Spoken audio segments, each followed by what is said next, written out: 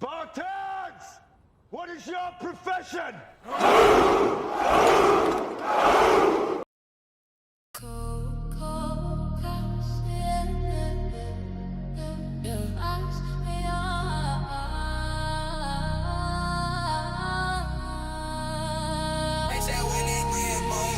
Yeah. Thought you was riding. Thought you was 10 toes down. The second something shiny came, you folded. It's cool though. You just tell me how to move. Watch this. Used to think we was a unit, thought the back was covered. Thought you was my dog, man, thought you was my brother. Smiling in my face, shit, you really played a part. Acting like you with me, had me giving you my heart. But the loyalty was plastic, man, that shit was see-through. Waiting for your moment, that's what fake ones be, dude. Soon as opportunity came knocking on the door, you ain't even hesitate, you just wanna ask for more. You ain't look back once, you went your own way. Show me who you were, man, I got nothing left to say. I ain't mad, I ain't bitter, ain't no salt to spill. You just lit a fire, man, you just made the focus real. This a full court pressing, I ain't letting up. Put myself first, I'm filling my own cup. No empathy, no sympathy, I'm on my purpose.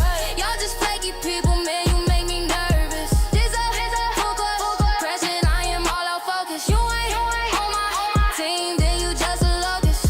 I ain't mad, I'm motivated, time to run the score. Yeah, I'm locked in, man, I'm kicking down the door. You thought that burn would stop me, man, you got it backwards. You just gave me fuel, man, I'm moving only faster. I ain't got no time for what a flaky person says. I am on a mission, you are in my way. I'm cutting off the dead weight, I don't care who suffers. If you ain't with vision, then you're undercovers. Sleeping on the grind, I am wide awake. Every year you hitting me, just taught me what to take. And I'm taking everything I am putting first. All that fake love, man, it was a damn curse. Now the curse is broken, now I see the path. You just woke the monster, you can do the math. Yeah, this a full court, press it, I ain't letting up. Put myself first, I'm filling my own cup. No empathy, no sympathy, I'm on my purpose. Y'all just flaky people, man, you make me nervous. This a full court, press it, I am all out focus. Who ain't in my team, then you're just a locust. I ain't mad, I'm motivated, time to run the score. Yeah, I'm locked in, man, I'm kicking down the door. So I don't look around, I just look ahead. Every promise that I made to myself is fed. All focus, all gas, I ain't gotta break. I don't care about your feelings or your new mistake. You made your choice, and now I'm making mine. My purpose is the only thing I see. I'm on the line, you are just a ghost, man, a lesson that I learned. Thanks for showing me that my own back is all I earn. So I'm holding it down, I'm the one I trust. Turning all the betrayal right in the dust. Watch me build an empire while you watch me from the side. Should've stayed down, man, you should've let it ride. Full court present. All focus, all out.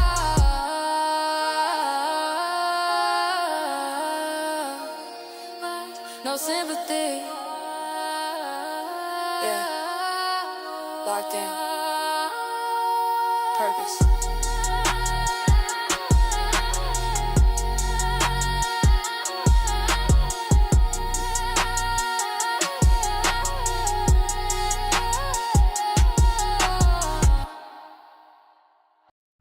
What's up? What's up? What's up, everyone? How is everyone doing tonight? We are in the building. I am Tickle12. We are engineered to win. Let me know if the sound is sounding and if the video is videoing. How do we sound? How do we look? All of that good stuff. We are working so hard day in and day out. We do not, I repeat, we do not miss. How's the week going? It's Tuesday. It is, so for some people, day 2. For some people, day 3 of the week. We're getting it in. We are working. We're working out. We are coding. We are whatever it is that you are doing. Let's make sure that we do it to the fullest. Tonight on this Tuesday night of November 18th, 2025, about how many days are in November? 30, 31? There's about 12, 13 days left. Hold on. How many days are in November? Let me check my calendar. November has November has 30 days. So we have less than 12 days because we're just about at the end of today. So there are less than 12 days left in November. That means how, like, 2025 is over. I said it back in March and you guys argued me down. You said, nope, we have so much time left. Now, how do you feel? Has your 2025 been productive or has it been a total disaster?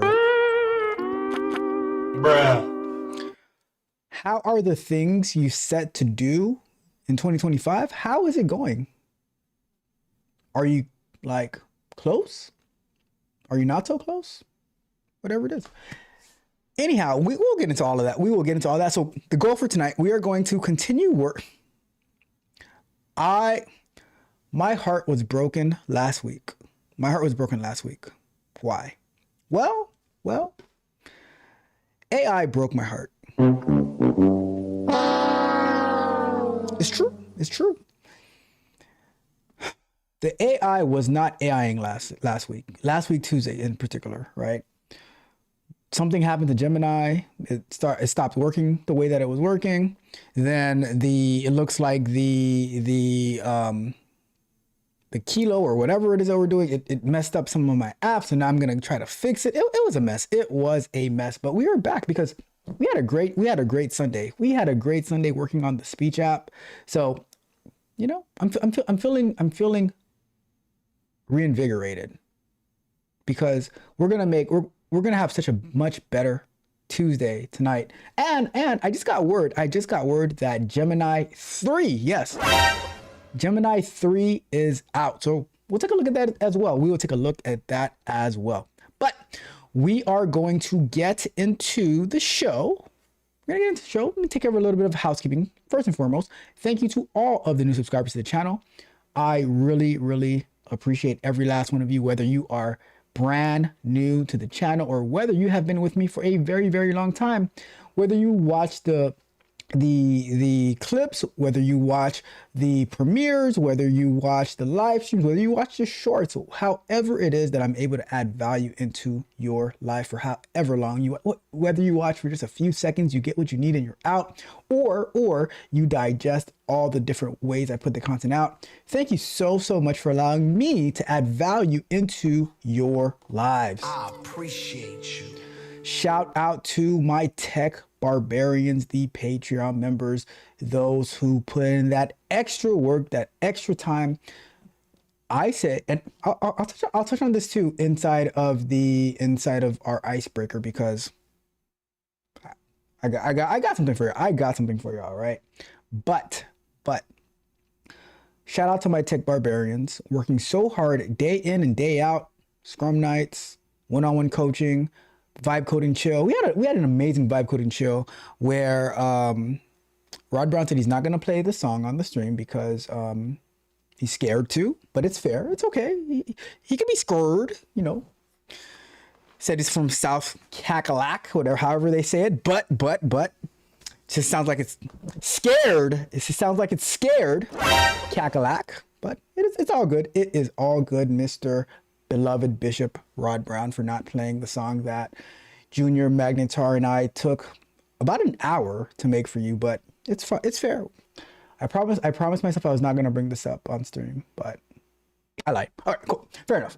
But we had such a great time on Saturday. I was showing my music generation strategy with AI using Gemini and Suno, all that good stuff. It's going to be posted in the Patreon sometime this week for you to watch back. It was about like, we were on for like 2.5 hours. So we did, so I was showing the different status of the apps that I'm building. I was showing about AI music generation. I didn't get to the shorts strategy, I don't believe, but I will. That's going to be next Saturday. But yeah, join us techcoachop.dev if you need one-on-one coaching, if you want to join us for vibe coding chill, if you want to reach out to me, ask me questions, whatever, you want to send me your resume, whatever it is, techcoachralph.dev. All right, that's what we do over there. Shout out to you guys. The way that we work, we are the very best. We the best. And shout out to my tech mercenaries as well, the YouTube channel members who allow this channel to go across the entire world. We are reaching so many different people. I get comments in all types of languages.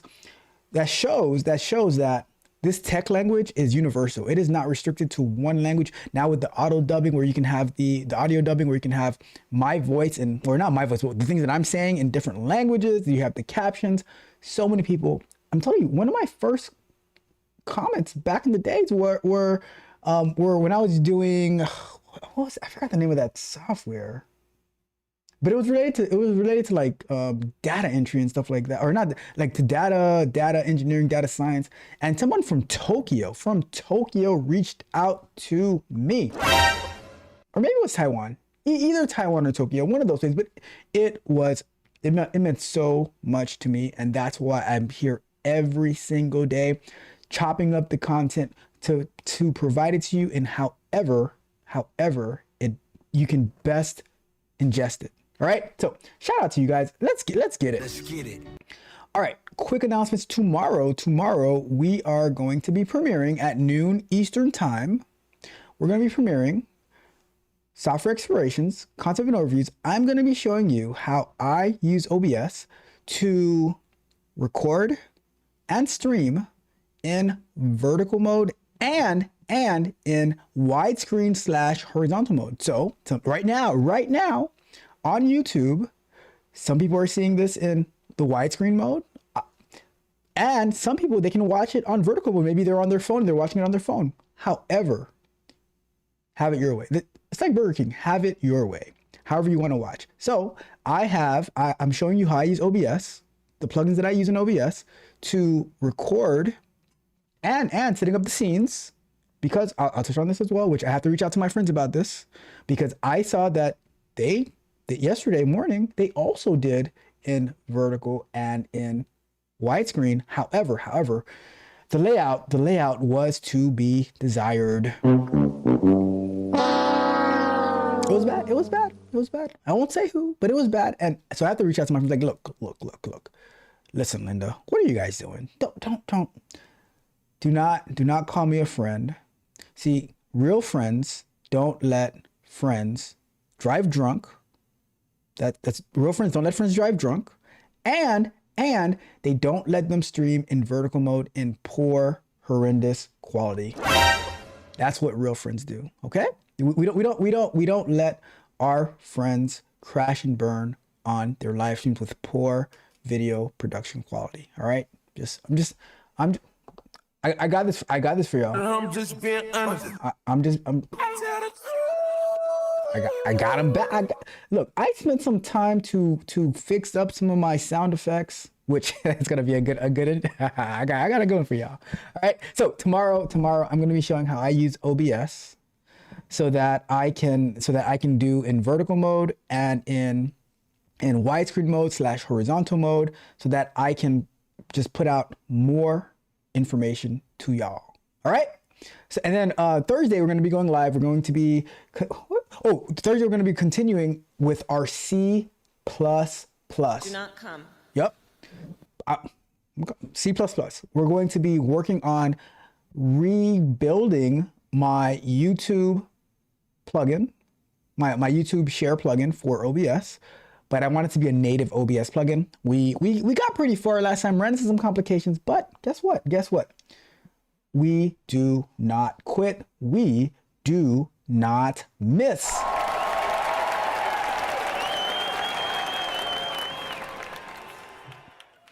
All right. So that's pretty much everything. That's on Thursday I'll let you know what we have, what plans are for the weekend, all that good stuff. But that's just about everything. That is just about everything. So let me pull this up, because we are gonna get into this, because I don't know how to say this. I don't know how to say this, all right? But let me pull this up. Studio. Let's go over to here and let's do. Let's do this one. I am going to. Let's go here. Another one. All right. So, you guys know how I feel about comments. All right. We're gonna start. Let's start off like this. I'm gonna start off with this little. Let's start off with a little icebreaker. A little icebreaker. And I was talking to my guy Rod Brown about this today too, right? So, I'm gonna tell you this. Especially like with whatever it is that you're doing. I'm gonna lay out the statement. I'm gonna lay out the statement, and then we're gonna expand. Right? Win for yourself first. Those who want to win will follow. What do I mean by this? So, I think that people, content creators, musicians, whoever, they become a slave to their audience, maybe, who may or may not be around. They'll do a drive-by comment where they'll leave you a comment trying to get you to change up who you are, what you do, want you to care about how they want something instead of finding people who more align with them. They want to change you so that you can be what they want you to be, right?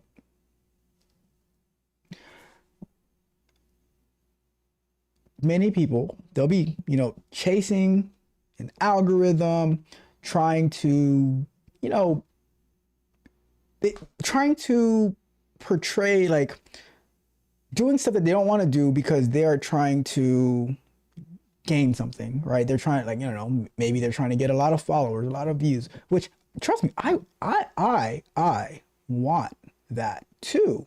However, I know that if I go chasing topics and ideas that I don't care about, then I'm just not going to do it. I'm going to, then you're not going to see me. That's why for me personally, like, I structure my content primarily based on many other opportunities. So for instance, all the stuff that I do here on YouTube and on any other social media platform, it contributes directly to other potential, right? So building, like, when you see how I'm building apps in public, when I'm building in public, that goal is to show you, teach you, educate you, learn with you, different things that I'm working on, how I'm thinking about it, how I'm processing it. But I also need to enjoy it and have fun doing it, because if I don't, then I'm just not gonna do it. I'm just gonna go do something else, right? So since day one that I've been doing this, I had to make sure that I was entertained, and I'm not just being a monotone, because there's plenty of monotone people across the world who they deliver content which is similar to mine but in a different style, and I'm like, and I will be the first to tell you, go and watch their content, because I am not them. If I have to watch back my own content and I can't stand my own content, then I'm like, what? If I can't watch my own content, why would I expect somebody else to watch it? Because I'm telling you, I was watching a video today, and then the next video that came on was mine. I'm like, oh wow, this is pretty good. I really enjoyed it.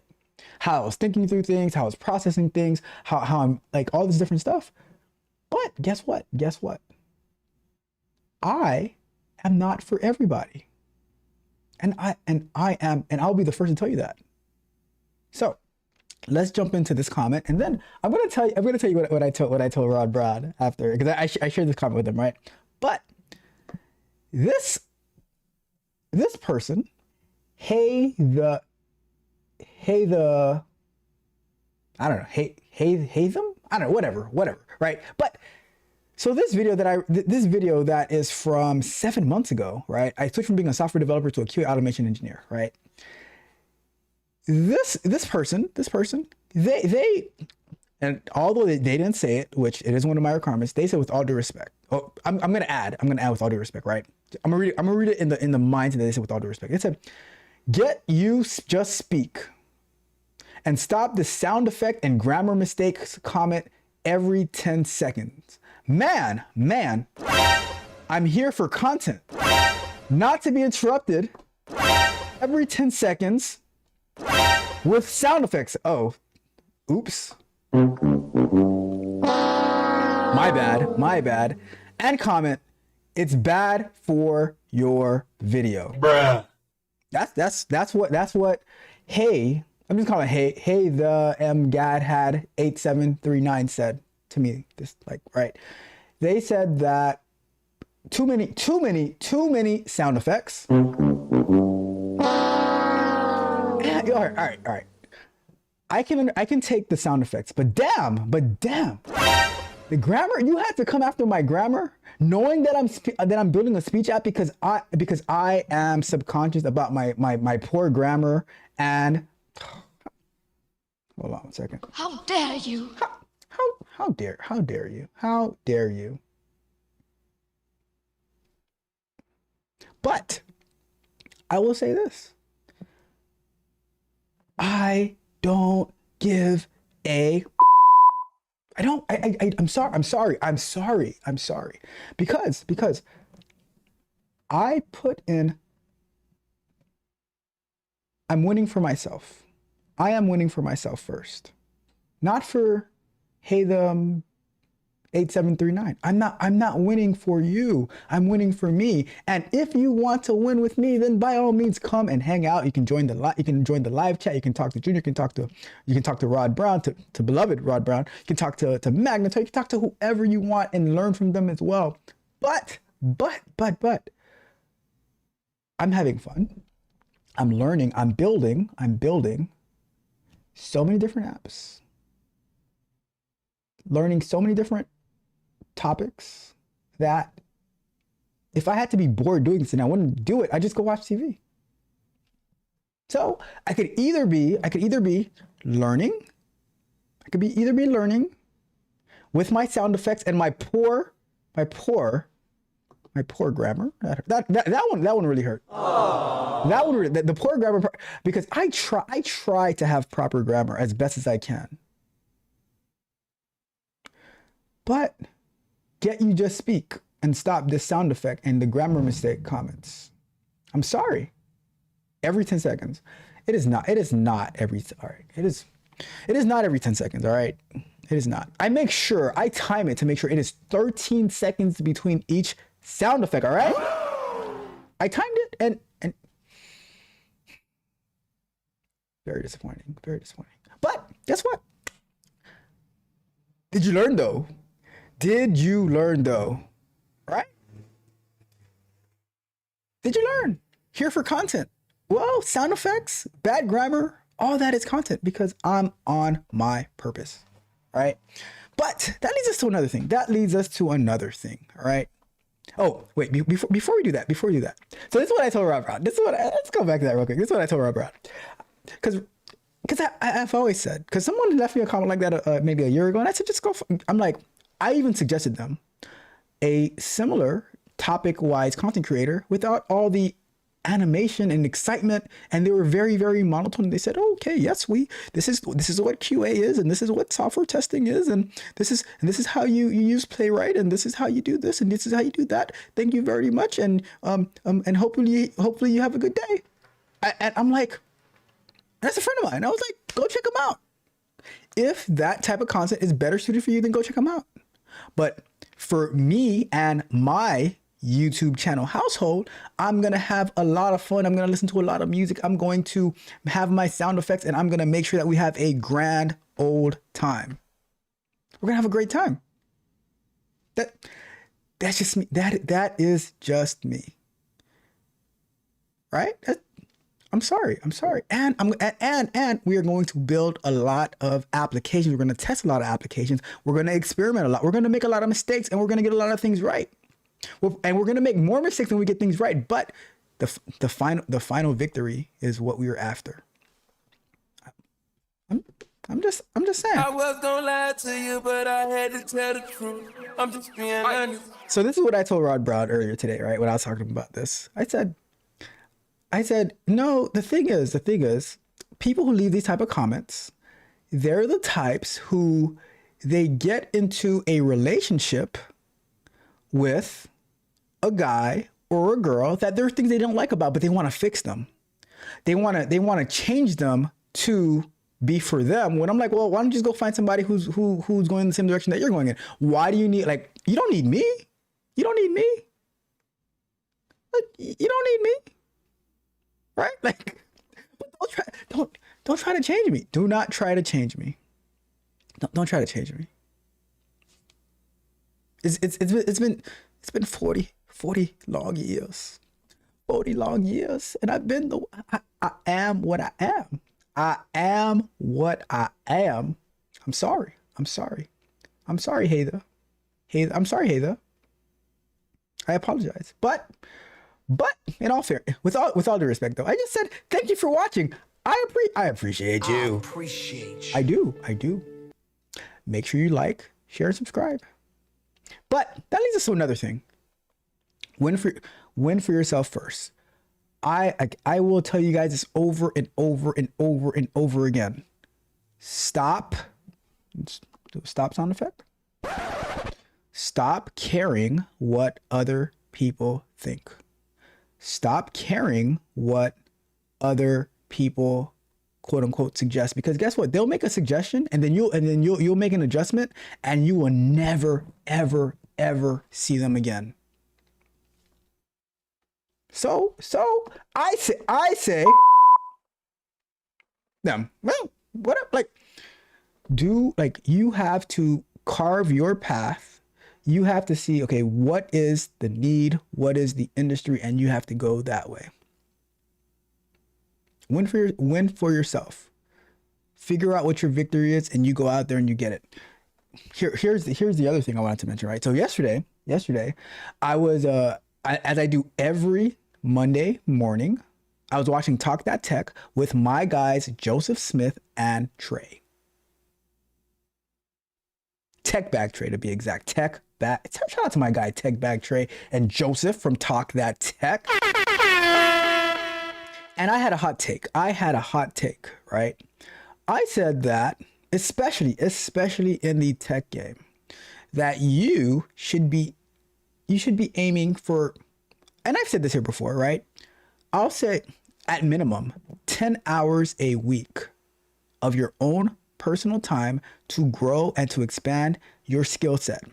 It should be 20 hours, right? But I'll say 10 hours. So I said 10 to 20 hours a week, right? Joseph was like, even if you can't do 10, why not 5? And I'm like, cool. For me, I stand firm on the 10 to 20, right? Trey had a good point. He's like, yeah, but if you aim for 10 to 20 and if you hit 5, then that's more than, I'm like, that's true. But there was someone in the comment, which they must have been either British or Australian or something, because they said what my hot take was. They said my hot take was pure and utter rubbish. They said my hot take was rubbish, that you should invest 10 to 20 hours a week into yourself and your development, so that you are not saying I'm in a bind, Nate. Right? Is 10 to 20 hours that much time to invest in yourself? If you don't invest in yourself, who the hell is going to invest in you? I won't. I already don't care for people like that already in the first place. But if you putting in 10 to 20 hours of work, and that is why that proves that most people, they are living for the check to survive and not to actually thrive. If it's rubbish, then you're just telling on yourself. I remember, I don't know if it was a live stream, I don't know if it was a vibe coding show, but Junior was telling us about how when he was working in the New York subway system, I think as an electrician or something to that extent. Remind me, Junior, whatever it was like an electrician or something. But the foreman, or maybe, was it the foreman, or it was either the foreman or the for the, what do you call it, for the apprenticeship leader person said he offered to everyone who comes in early that they'll give him a lot additional time to practice and stuff like that. And Junior was the only person who came in early, and that's why he took the lead on so many things, and he elevated in his career. People don't want to do it. What else do you have to do? Especially if you're young. What else do you have to do? Why would I don't know. But guess what? Guess what? Your victory or your loss is on you. Nobody else. If they outwork you, then you can't be mad about it. If people want to lose, I don't care. That's why I do it for me first. And those who want to ride with me, let's go. Let's go. We're going to run it up. But as I've always said, as you are on that train, on that rocket to wherever it is that you're heading, there will be people who jump on and jump off. And it's all good because you are winning for yourself first. You are setting your direction first. So whether they hate your sound effects or your bad grammar, or they think that you investing in yourself so that you can be better, so that you can grow, so you can win is utter rubbish, guess what? Let them have it. Let them have it. But you go out there and you win. Let's go. Let's get it. All right. I just had to get that out of the way. I just had to get that out of the way. All right. Let me jump into the chat real quick, and we'll get to work. We'll get to work. So, first and foremost, which I don't have this one up yet, but my guy Junior hit us with the what's up, family. What's good, Junior? How are you doing today? We got my guy Bishop. No, I'm sorry. I take that back. Beloved Rod Brown says, I am no longer allowed to call him Bishop. So we have beloved Rod Brown in the building. Evening, Rod Brown. How are you doing today?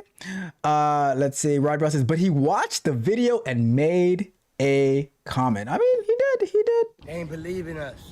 And he was disgusted by my poor grammar. All right. He said too much sound effects, too little good grammar. So go ahead and fix that. And Robert says, oh my God, Tech Coach Ralph with all these sound effects. I'm sorry. Another one. Oops, that was a sound effect too. And we got Monica D in the. How are you doing, Monica? I haven't spoken to you in a while. Hopefully you are doing fantastic. Because at least we know you're not in at least we got that. At least I can deliver that to you. Let's go. Let's get it. All right. Let me see. Anything else we got? So Rod Brown says that's too much time investment, bro. And all of these sound effects. I'm sorry. I am sorry.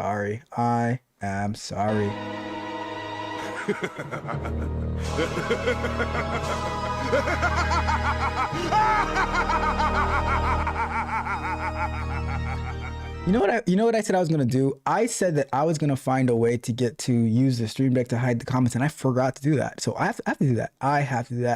I need a way to do that. Oh, let me see what it is. Click a feature message instantly control. Click to add to queue. Oh, interesting.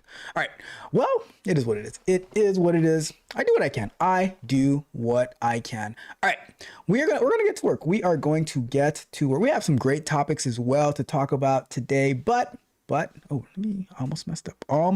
Give me a second here. Let me fix one last thing. Let's go to today's Tuesday. All right, let's do that. Boom.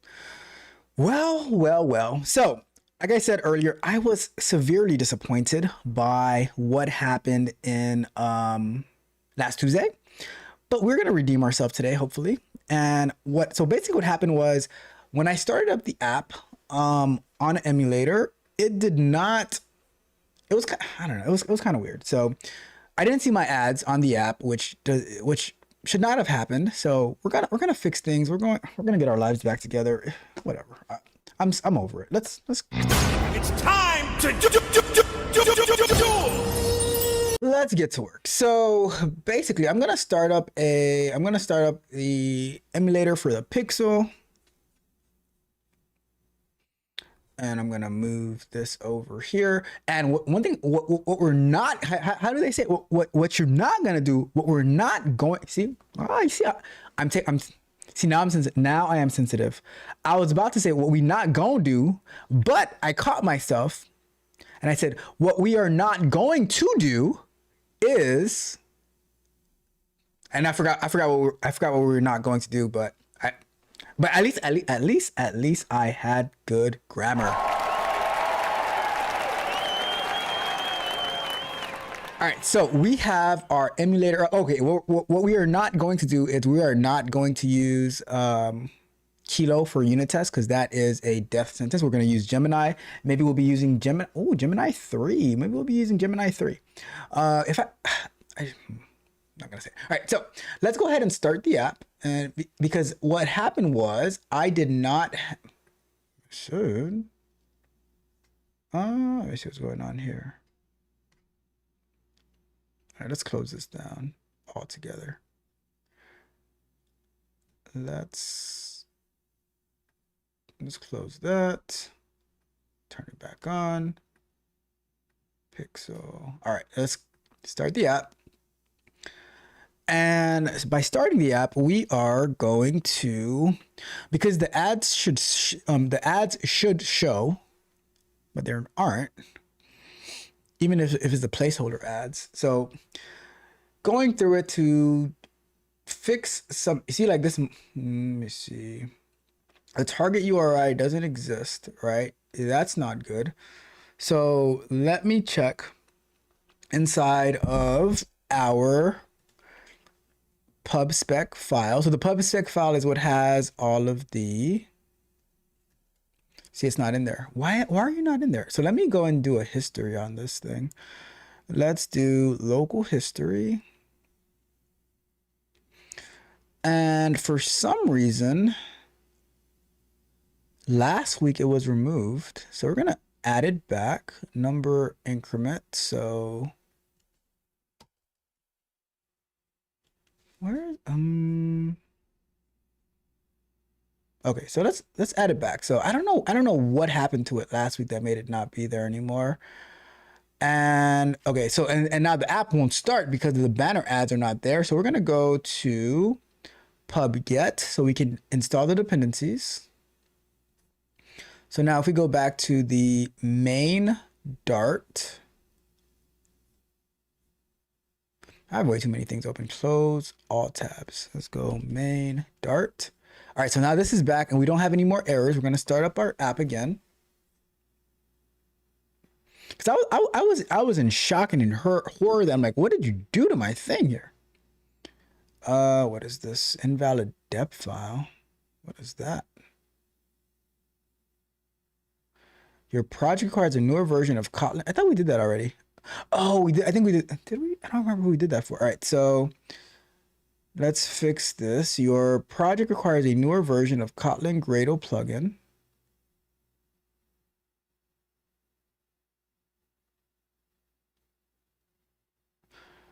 And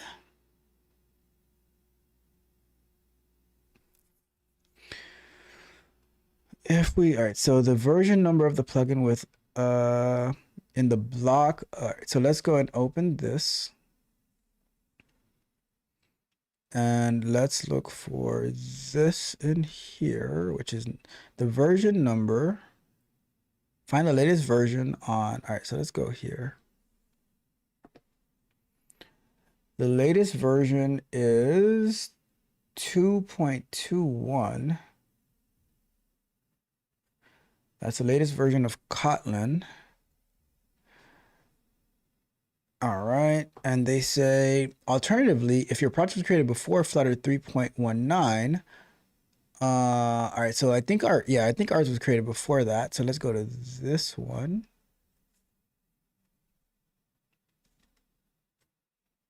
To this one. And let's look for, I don't see that in there either. Oh wait, we need this. Okay, so we have 1.9.23, but the latest version is 2.2.21. 2.2.21. All right, so let's try that and let's give it a little run, see what happens.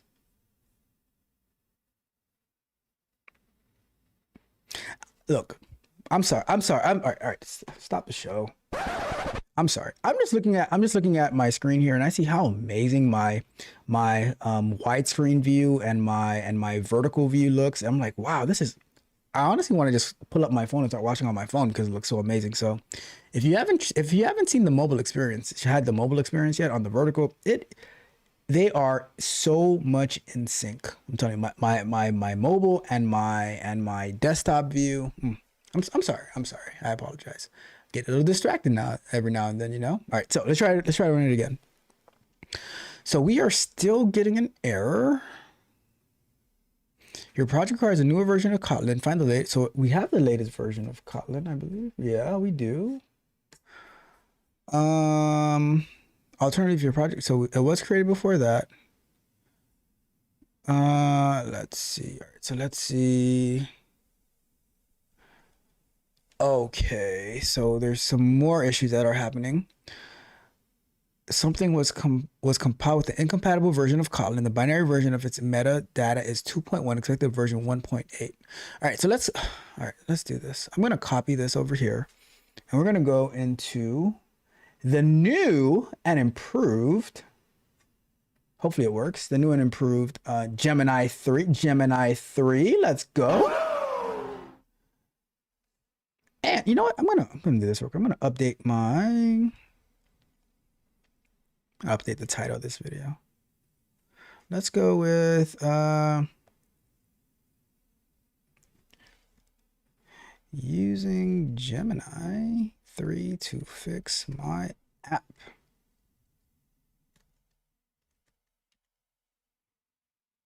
Let's update that one. And that one's okay. Let's do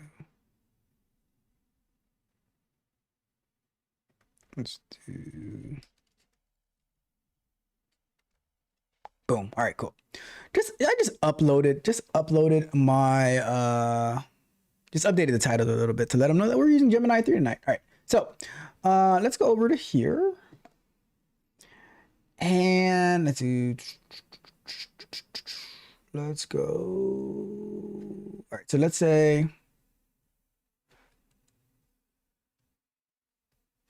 I'm getting this error when starting up my application in Flutter.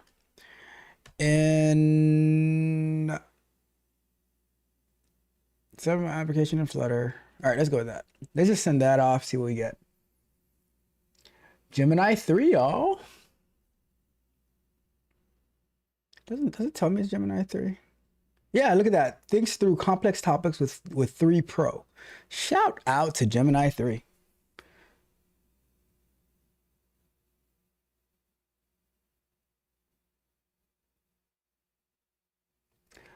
This error occurs because the library in your project, specifically Play Services Ad, likely used by Google Mobile Ads, was built with a newer version of Kotlin 2.1 than your Flutter project is currently configured to use. To fix this, you need to upgrade Kotlin version in your project's Android configuration. Here are the steps to resolve. So upgrade Kotlin, newer Flutter project. So we saw that, but that's not. Check for older ones. I thought I had done this before.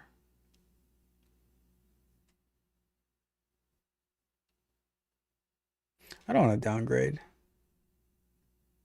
So let's see if we can find this one. So if we move, all right, so we have build script, change from 2.2 to 2.1. We have, so this should suffice. Oh, okay, we need to do a Flutter clean. All right, so let's do Flutter clean. A new version of Flutter is available. We should do an upgrade. Let's do an upgrade while we're at it. Let's do Flutter upgrade. Let me see, before I do that, let me see which Flutter. Maybe I should do brew upgrade Flutter. Is that the command for it?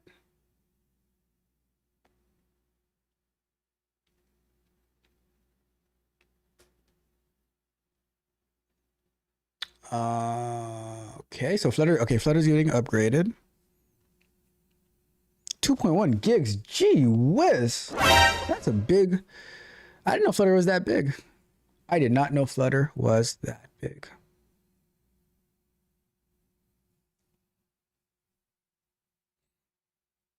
You know what?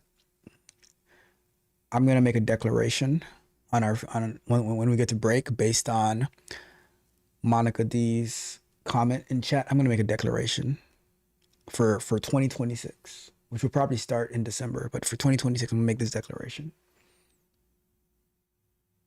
You should have did it with the other app, but it is what it is.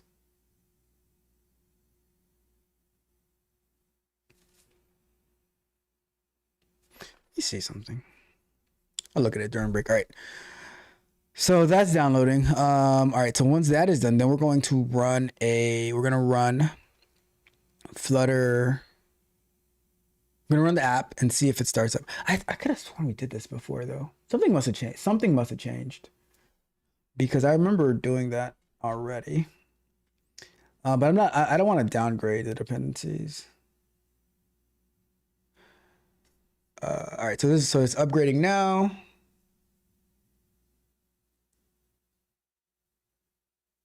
We're getting 3.38.1. What we had before was 3.35.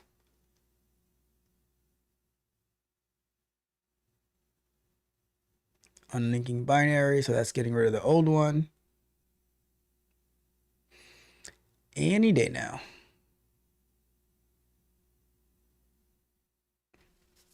Oh man. When you forget how to use your own apps and plugins, it is a nightmare. I'm gonna tell you what happened. While I was a little late to start the live stream because something super embarrassing happened to me.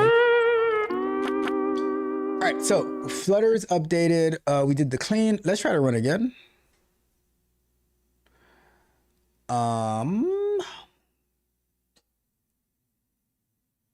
I think it's gonna start this time. I hope it's gonna start this time. Or not. Let's see.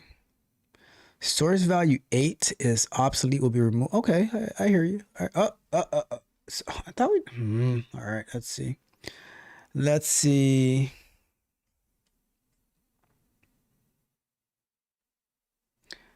Let's see here.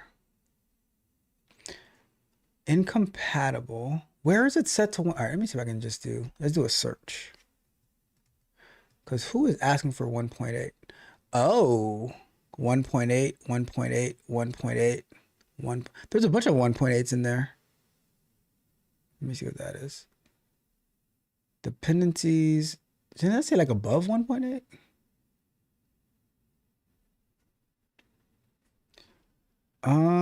Let's see.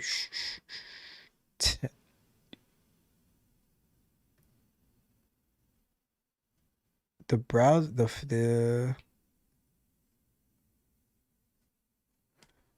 let's see here. The project requires a newer version.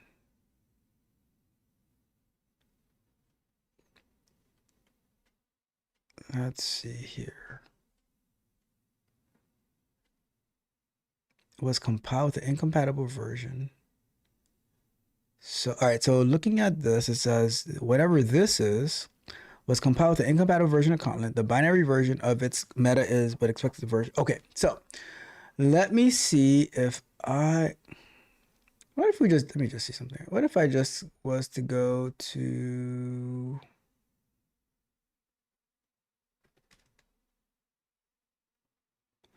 Web view.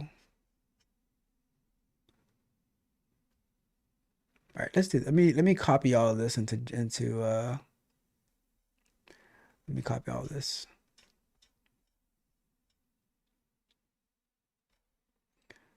I'm gonna just copy the whole thing actually. Let's go over. Or maybe I need to do a. So it says one package is discontinued. 36 packages have newer versions incompatible with dependency constraints. Let's do a Flutter pub outdated to see what that does for us.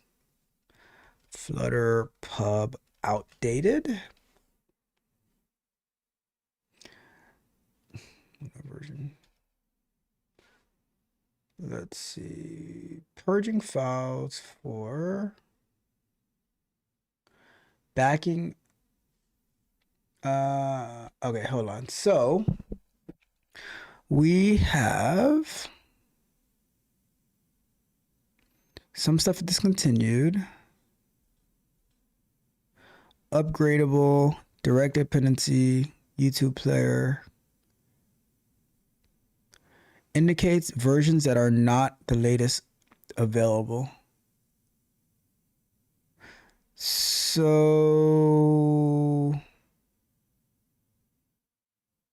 a new version of Flutter is available. 23 upgradable dependencies are locked in pub specs to older versions. Update these dependencies, use Flutter pub upgrades. So let's do that. Flutter pub upgrade. And 14 packages have newer versions incompatible. I think that's part of the problem actually. FE analyzer shared. We're on version 67, but 92 is available. All right. And the thing is, it's important to update these because what happens is you can end up having like vulnerabilities that are open because you're not updating your packages. All right, so direct dependencies all up to date, indicates versions that are not the latest available. How would we get them updated then? You're already using the newest resolvable versions listed in the resolvable column. Newer versions listed in the latest may not be mutually compatible. Why not? All right, let me try to run it again so we get.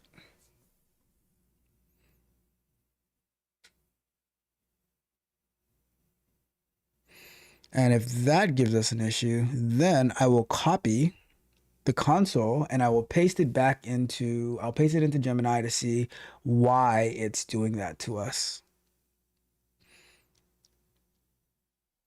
All right, so we're still getting. All right, so I'm gonna take this whole thing over here, and I'm going to say, let's go over here. I did that, but I'm still getting this in the console. I don't want to downgrade my Google mobile. Let's go here, paste. Let's see what we get.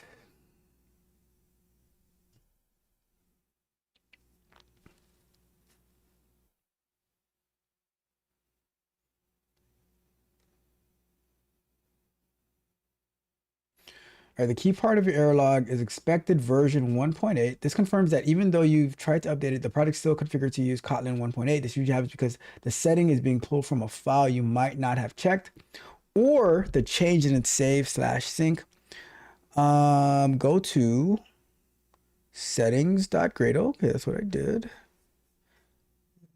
Oh, okay, settings.gradle. Okay. Update the plugins block. It says update the plugins block. Look at the plugins block at the top of the file. Okay, so let's just switch over here and let's take a look at it. So plugins block. Lunch break. All right, we will go to break And once we come back from break, we will do this, upgrading this stuff, getting it in the right spot. And then we shall see if we can get the app to start, and then we can continue trying to write more tests for it. All right. Because I am not adding new features. I'm not deploying new features for the time cost calculator app until we have all of our tests in a good spot. All right. Break time. Lunch break time. All right. So let me check the chat, and then we shall get to our first topic. Let me see, where are we? All right, cool. So what do we got? Junior says the superintendent. That's who it was. Monica says, I'm about to go check out that anti-gravity with Google 3 for a Flutter app, see what happens. Like Google Stitch for designing mobile screens should be interesting. I remember I used Google Stitch around like the first time they announced it. It was pretty cool. You know what a good idea would be? To use Google Stitch to build the UX UI, and then have like, if Google Stitch could be integrated with Google CLI to it can build your mockups, and then now with SpecKit, it uses those mockups that was created to build the UI of your application. That'd be pretty cool. Let me see. Let's see. Monica says React Native and Expo so much easier to work with and see right on your phone. Errors like that make me avoid Flutter. Here's my proclamation, my declaration. 2026. I want to learn and build with React Native. I have not used React Native yet. For some reason, I don't know why, but the beginning of 2024, when I said I want to learn mobile development, it was a fork in the road. It was either go with Flutter or go with React Native. And I said, you know what? We're going to do Flutter. But guess what? We can always come back and try React Native. And that's what I want to do. 2026, we're going to, I could have done the speech app with React Native, but we're already too far gone. So we'll come back and we'll find something to do with React Native come 2026. All right. Let me see. Junior says, I was going to start using sound effects, but I guess that is a bad idea according to the comment. Do not come. Don't do it, Junior. Don't do it, Junior. I'm just warning you. Junior says, y'all enjoy the No, we're not saying y'all. We're not saying y'all, because you're gonna make me have bad grammar. Junior says, you all enjoy the rest of the stream. Bible study time. Shout out to my guy Junior. Truly appreciate you. I appreciate you. Enjoy your Bible study. Let me see. All right, cool. So let me tell you what happened to me first, right? Let me tell you what happened to me before I get to our first break time. And this is embarrassing. This is embarrassing, all right? But I had a video last week. Last week. How I created a little plugin for OBS to share YouTube videos to to make it look nice. And first, I don't know why, but I thought that I just had to paste the YouTube video ID, but I forgot that I had set it up to where you just paste the whole URL of the YouTube video, and then it should parse it and everything like that. So I'm out here. Maybe I should make it optional, like whether it can take the ID or can take the whole URL. But I paste the URL and it's not loading. It is not loading. I'm like, what the hell is going on here? So I started looking through the code. I'm like, oh, I need to paste the whole YouTube URL. So I pasted the whole thing, and then it started working. It started working. I was like, what a loser who uses too many sound effects and has bad grammar and speaks rubbish about how you should invest in yourself. Bruh. 3 strikes, and you are out. It is what it is. It is what it is. I'm in a bind, Nate. But first topic of tonight, we are going to be, let me see, where there's no employees. There are no employees. So Let me put this up over here. $120,000 a year jobs, but no workers to be found. That's what they're saying. Let's give it a watch. Let's give it a watch. Well, Ford CEO Jim Farley is sounding the alarm over the lack of qualified job candidates with mechanic skills. Farley is saying he can't fill 5,000 current jobs that pay $120,000 per year, saying, quote, we're in trouble in our country. Comments highlighting the overall lack of skilled tradespeople within the U.S. workforce. Taking a look at the stock of Ford this morning in the pre-market, it is slightly higher. Then there is this. The FAA is ending its emergency order mandating. So, do you see the dilemma that we have now? Ford CEO is saying they can't find mechanics. They can't find mechanics. So we want to bring, or at least some people want to bring manufacturing back. They want to bring the auto industry back. But where are the skills? $120,000 a year job. Do you know what the average salary is? See, let's do this, right? We're gonna do it like this: average household income. The average household income, that means for like a whole family, the whole entire household. It's not per person. $83,000 and $83,730 in 2024, according to the U.S. Census Bureau and the Federal Reserve Bank of St. Louis. Right. However, this average can vary significantly based on factors like location, education, and demographics. For example, Washington, D.C. had the highest median household income at $110,000, while Mississippi had the lowest at about $59,000. Well, to be fair, it's D.C. They're taking all of our money. All the money from the country goes into D.C. and they distribute it first to all the employees in D.C. and then they disperse it to the rest of the country, right?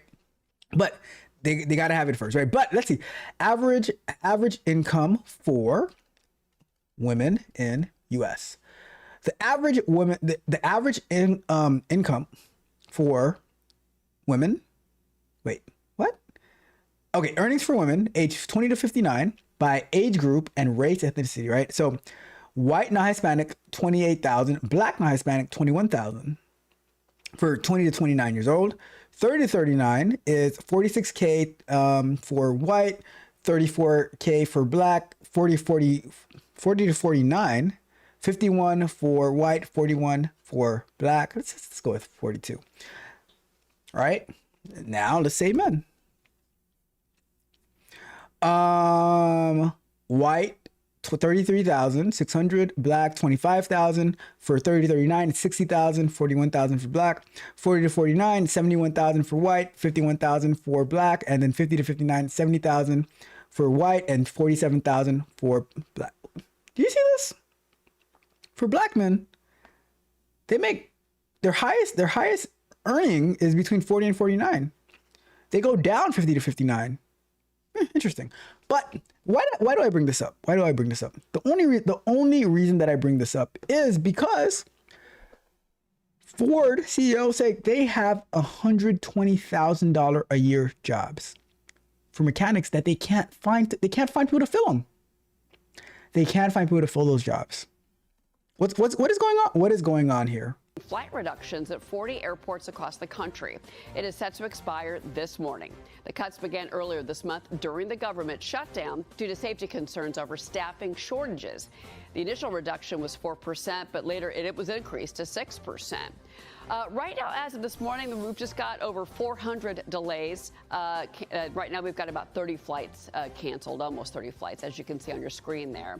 Remember, delays and cancellations increased due to higher sick calls from air traffic controllers. Well, I asked Transportation Secretary Sean Duffy how he plans to address this issue when I sat down with him last night at Newark International Airport. Watch. Are there going to be consequences for those that really important jobs that put pressure? We're going to give carrots forward? That's going to be years to get these controllers trained and certified to actually go to work. So it is a very large. I'm looking for where they're talking about these jobs.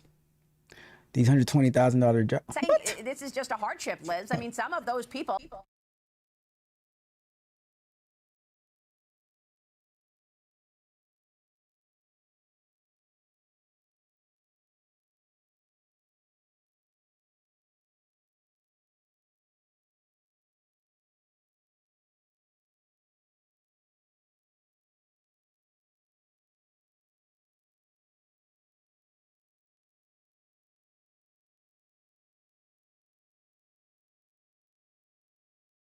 That was misleading. That was misleading. Why you call the video $120,000 jobs, but then you don't talk about it at all? That is a unreal. Let me see. Let's see what we can do here.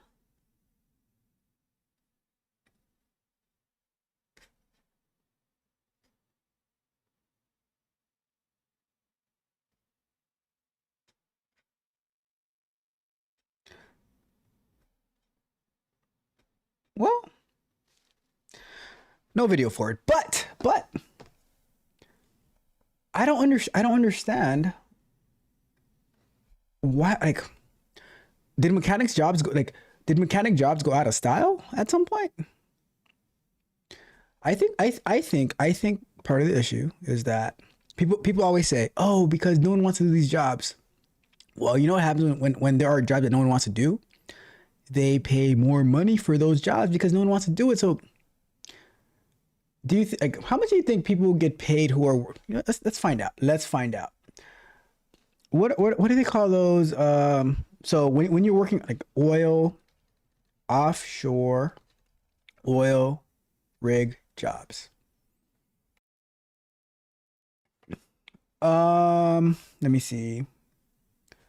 Pay. Let's see entry level. So entry-level offshore oil rig salaries typically range from 40K to 60K, with some roles offering higher salaries and significant overtime potential. Don't forget the overtime. Entry-level positions such as roustabouts often require no prior experience but demand physical fitness and willingness to work long hours. Higher paying entry-level jobs can be available in specific areas such as driller's assistant position, which advertise a first-year salary at $90,000. Why does that pay higher? Because people don't want to do that job, right? So let's say, let's say pay range.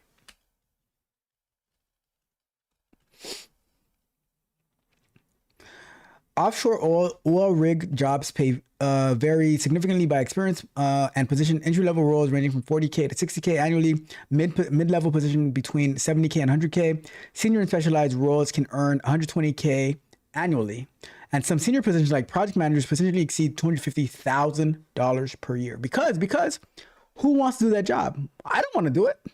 I don't want to do it. All right, let's do this. As the mechanic at Ford salary. Mechanic at Ford salary. A Ford mechanic salary varies significantly by location and role, with an estimated average base of $62,000 per year, but can range from $25K to $78K annually. Let's see. So what if we do Ford CEO 120K jobs, no workers? Because the lack of employees is what the lack of employees is what drives the pay up. So here we go. Let's go to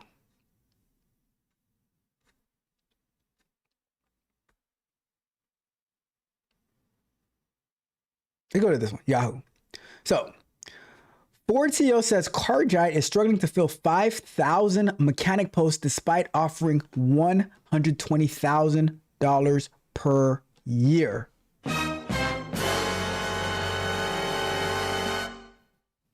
The jobs are out there, right? Brought to us by the Independent. It says, Ford CEO Jim Farley is sounding the alarm on a very serious nationwide shortage of skilled trades workers, saying the company is struggling to fill 5,000 mechanic roles that pay $120,000 per year. There's 5,000 mechanic roles that are willing to pay $120,000 per year, but they can't. Why can they not find anybody? Where are they? Appearing on this week's episode of Office Hours Business Edition podcast, Farley said we are in trouble in our country. We're not talking about this enough. We have over 1 million openings in critical jobs, emergency services, trucking, factory workers, plumbers, electricians, and tradesmen. He said it's a very serious thing. So there's over 1 million openings, but there's no one to fill the roles. But we say there's no jobs. I thought AI was taking over all the jobs. The $120,000 salary is nearly double the average U.S. income, the Social Security Administration says. However, it takes roughly 5 years to gain the skills needed for advanced mechanic work at Ford, Fardy said, and the country isn't training enough people to meet that demand. We do not have trade schools. See? Ford launched a $4 million scholarship program earlier this year to help train new auto technicians, but Farley warned the nation still isn't investing enough in developing future skilled workers. The jobs are out there. The question is, see, and that is why I don't care. All the excuses that people make. There's so many different opportunities here in this beautiful, beautiful country, the United States of America. So beautiful that they have to import workers because we don't want these 100. Anyways, whatever. He pointed to his grandfather, an early Ford employee who built a middle-class life through trade work, as an example of what's at stake. Ford's mechanic shortage reflects a wider crisis in manufacturing and skilled trades. The U.S. has more than 400,000 open manufacturing jobs as of August, despite low unemployment rates. Industry surveys conducted last year by the Manufacturing Institute and Deloitte found that hiring and retention are top challenges. We want jobs. We just don't want the skills to do those jobs. We're a joke. We're a joke. The automotive sector faces an annual shortfall of about 37,000 trained technicians, according to the National Automobile Dealers Association. The Bureau of Labor Statistics projects nearly 68,000 automotive mechanic openings each year through to 2033. Additionally, trade schools and community colleges that do offer training are failing to keep up with rapidly advancing technology, Rich Garrity, a board member of the National Association of Manufacturers, told New York Post. The community colleges that the career tech programs do a solid job in providing foundational training, but we often see that they're out of date when it comes to keeping up with how fast things are moving from a technology standpoint. Here's the thing, right? Here's the thing. Oh my God. We love scams. We love scams. We love scammers because you'll see, oh, I want to do this. I want to do the 6-month boot camp. I want to do the 3-week boot camp. I want a boot camp. And you learn nothing. You spend $10,000, $20,000 learning nothing, not getting any foundational skills for a field that they don't really need you. But you want to give that money because they promise you, oh, you're gonna make $90,000 if you take our 3-week boot camp. Instead of investing, you guys already said it's rubbish to invest 10 to 20 hours in yourself a week, right? When you go to school, see, here's the thing, right? You guys want forced training. You don't want to do the work yourself because you know what? I'm just going to go back to school and I'm just going to do what they tell me to do. I'm going to go get me a useless degree, take a useless boot camp, instead of putting in the work yourself. See, they're saying, we need you. We need you. But you're like, nah. But then when the government shuts down, now you're going to start protesting. I don't got my SNAP benefits. You do it to yourself. And that's why I don't be having no pity. I don't be having any pity, right? If we talk about additive manufacturing, robotics, automation, EV batteries, we see very few focused curriculums that can keep up with that. Boom. See, they're telling you right there what to go in. And that's why I review this stuff, right? We should be looking to go into additive manufacturing, robotics, automation, EV batteries. That's what you should be gearing yourself towards. Still, there are signs of hope. Trade school enrollment jumped 16% last year, the highest on record since 2018, while four-year college enrollments have dipped 0.6% since 2020. Trade school programs have grown 4.9% over the same period, according to a validated insights data. Ford has tried to attract workers by eliminating its lowest wage tier and offering 25% raises over 4 years, but higher salaries alone can't fix a shortage without enough trained workers. there's a different level of skill that's needed, and frankly, we don't have the pipeline of workers that are coming ready with those skills. Congratulations, you played yourself. They need the employee.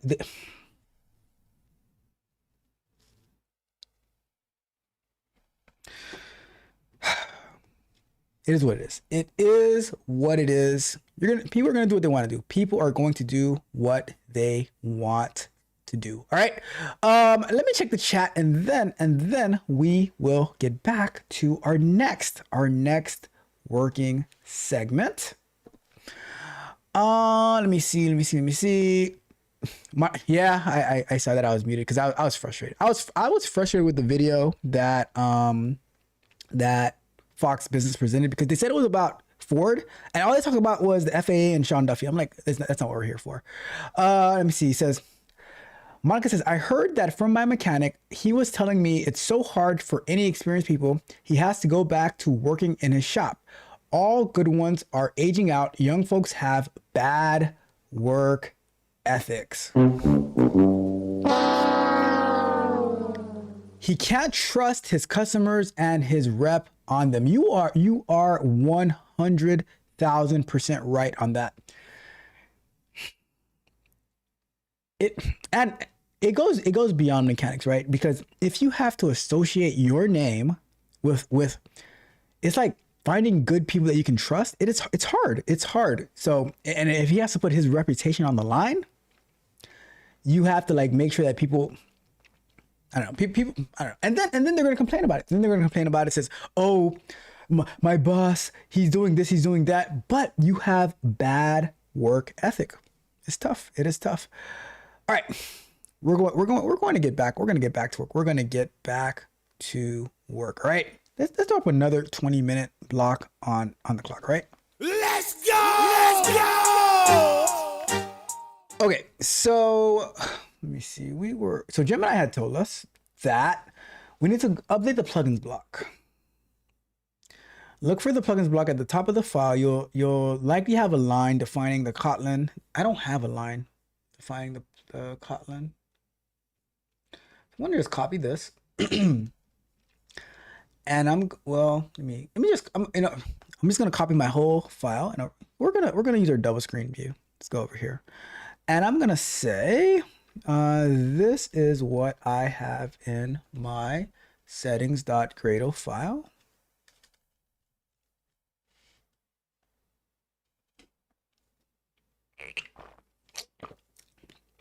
Actually, I don't think it copied the whole thing. Nope, it didn't. Let me copy the whole thing. Let's paste that.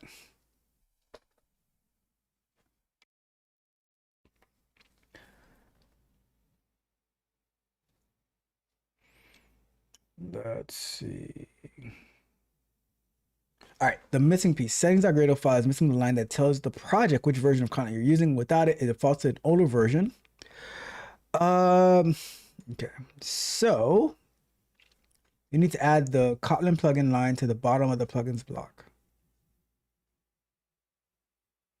Do not modify plugins management block at the top. Only modify the plugins block near the bottom.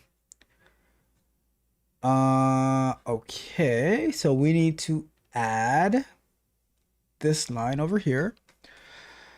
So if we go here, could I do the 2.2 though? Let me see if I can do 2.2. 2.2.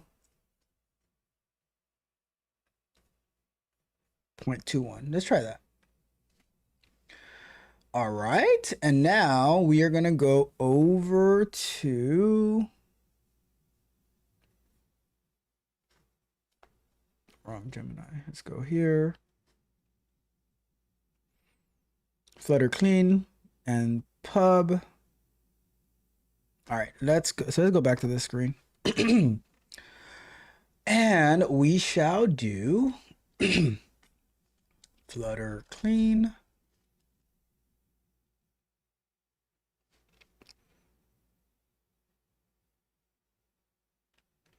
Flutter pub get. Okay, and then Flutter run. Let's see what we get this time.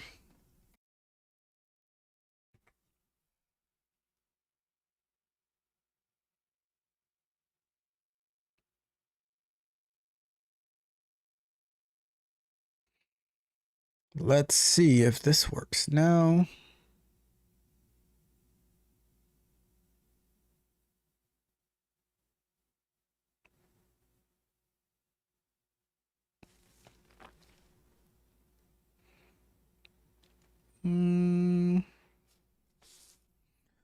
Let's see here.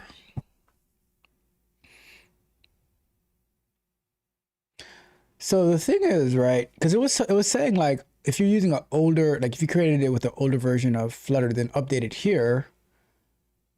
But okay, so that fixed it. That fixed it. So the part with the older version of Flutter then took me for a loop, but we're up and running. We're good to go.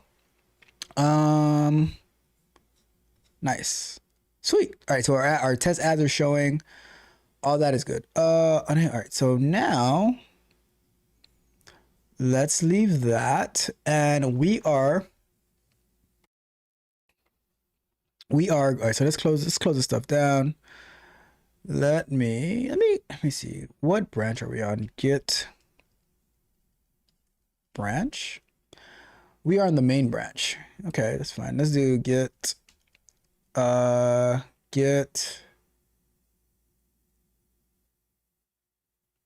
status. And let's do git. Let's just add everything. Git add, git status, git commit, added test and upgraded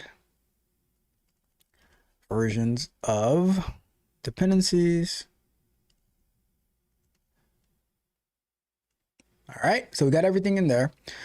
Now we are going to get back to our test. Finally, we're back to our test. So let me go and open.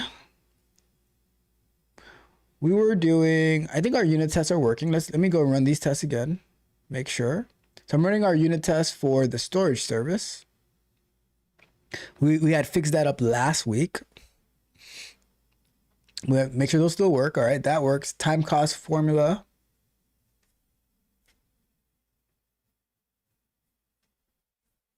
Oh, not that one. Run these tests, make sure these still work. All right, that's working. Let's go to widget tests. Start off with this one, I guess. Let's see.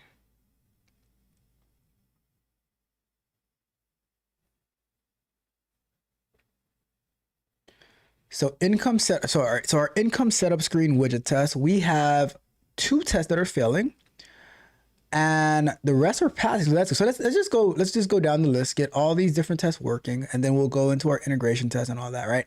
So I'm going to say, and I'm not gonna use our AI assistant like Kilo or anything else. We're gonna just do it straight through Gemini because I don't want Kilo to make changes to the application, because when it's trying to fix unit tests, it starts making changes to the working code and things go haywire, right? So we're gonna do a double screen and let me see something real quick. Let's go to vertical sources and we're gonna go to, no, not that. We're gonna go.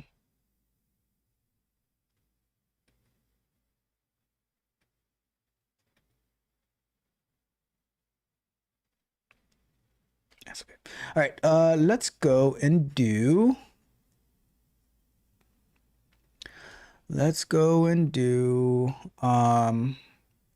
I am running widget tests in my app, and this one is failing. Here is the widget test code. here is the error that is causing it to fail. And I'm going to copy the error into here. Run that. Then we'll see what the suggestions are, do the fix, run it again. You know how we do. You know how we do. So let me go over here for now, see what Gemini is going to tell us.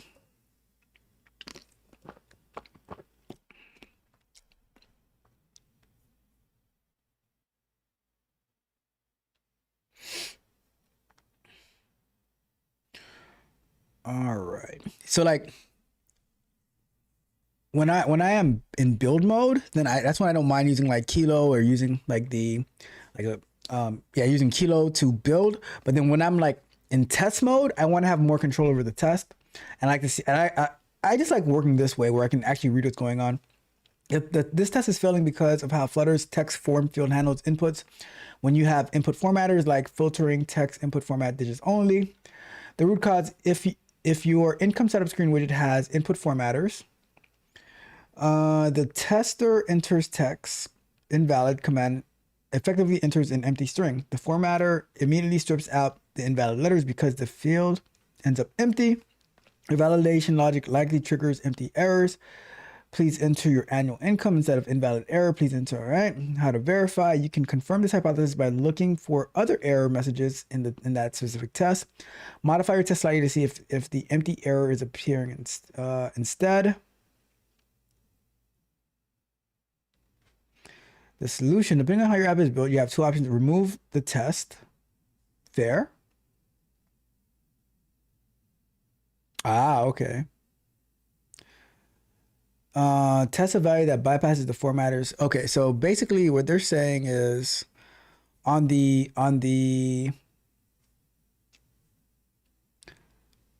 that main screen. So if we were to go to updates, so if I try to type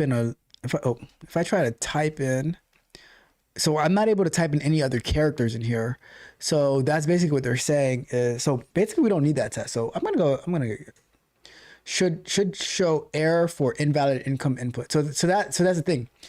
There is no invalid income. There's no invalid input because it doesn't allow you to. So that way we can get rid of that test. And then it says, this one says should navigate back when income is saved. Let me copy that one. All right, so I'm going to say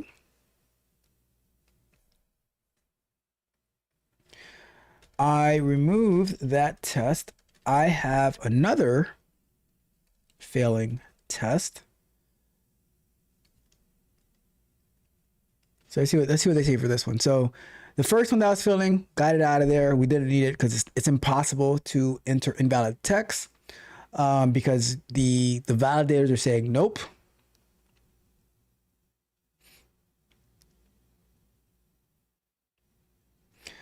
The error pump and settle timed out means your widget tree never became still. Even after 10 seconds, something was still animating or processing. In a save and navigate scenario, it's almost always caused by one of two things: an infinite animation, like a circular progress indicator, loading spinner, while saving. If the save logic hangs or doesn't complete in a test environment, the spinner spins forever and pump and settle waits forever. A blinking cursor, sometimes if the text field still has focus, the blinking cursor is treated as an animation that's preventing settling. Replace pump and settle with a deterministic pump loop or a timed pump. Since you are testing navigation, you usually just need to wait for the animation duration of the page transition. Modify the end of your test like this. Ensure focus is dropped, fixes the blinking cursor. All right, so let's copy this line so I can find that in the test. All right, so we shall go over to here. So we have this, and then we want to put in a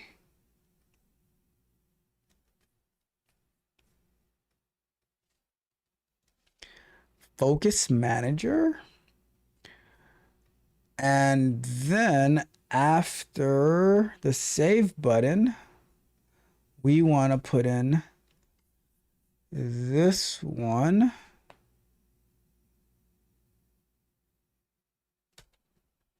And get rid of this. So it says we pump for a specific duration to allow the navigation animation to finish without waiting for indefinite animations like a background loader to die.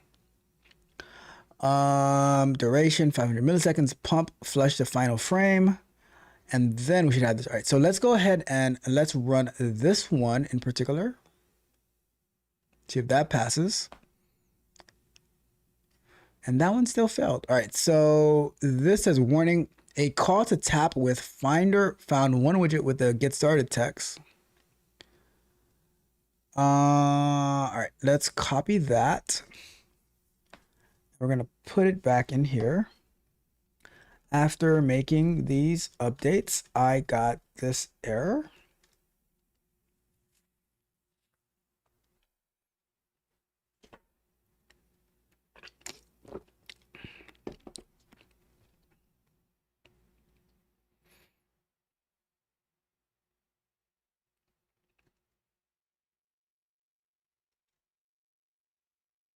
Let's see here.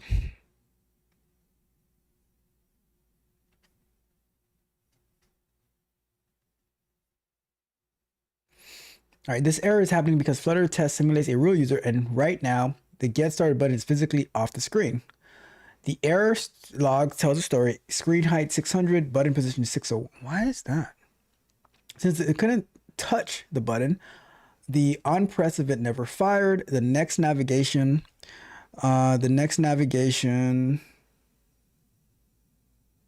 scroll. Why is the, oh, wait a second. Let me see something. So if we go to update, oh, I can't see the first screen.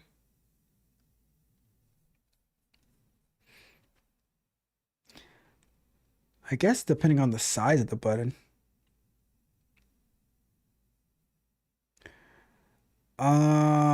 Let's see. But which one did it? All right, it said get started, but it's physically off the screen. It's funny that it's exactly 1 pixel under the screen height, which sounds weird. Scroll to the button.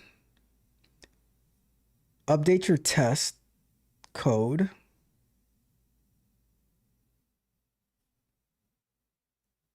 So the get started button.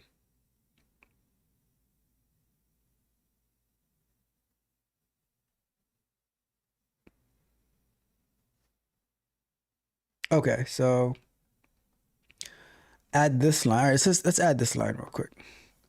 That goes right under.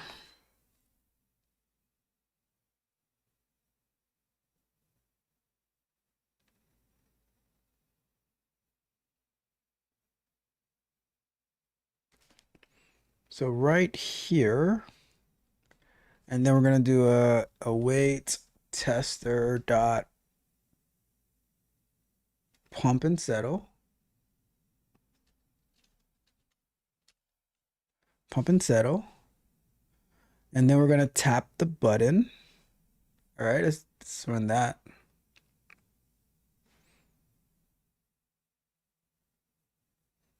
Oh, it's still failing. All right, so the following exact is found 0, which is the open income. Maybe it's not waiting long enough.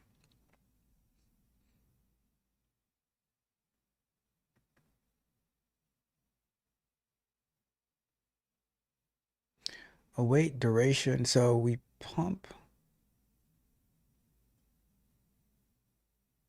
Let's see, we do 1,000. Let's do a whole second. Let's try to run it again.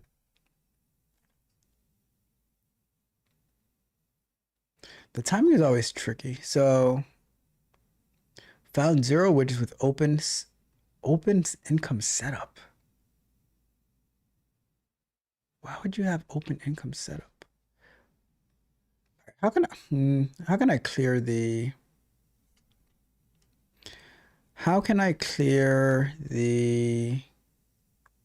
oh, I know what to do.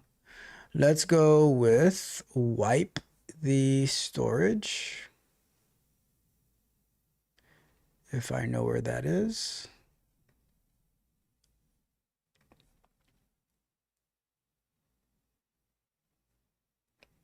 If I can wipe the storage on the device, I think it's actually over device manager. We go to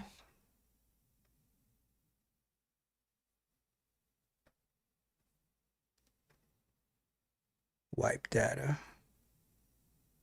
Yes. So let's wipe the data and let's try to start the app over again so we can actually see. So we can see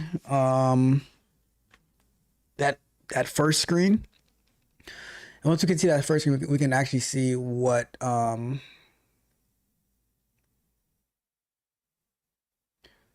right, so the phone is starting up again. Let's choose it. Let's run it. Basically, I need to see that main screen and I have to wipe whatever data. Hold on. Let's go here, run it.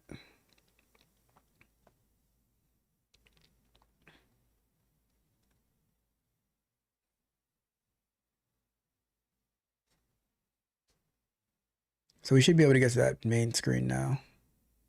Ooh, what's that? Let's go again. Let's run it back.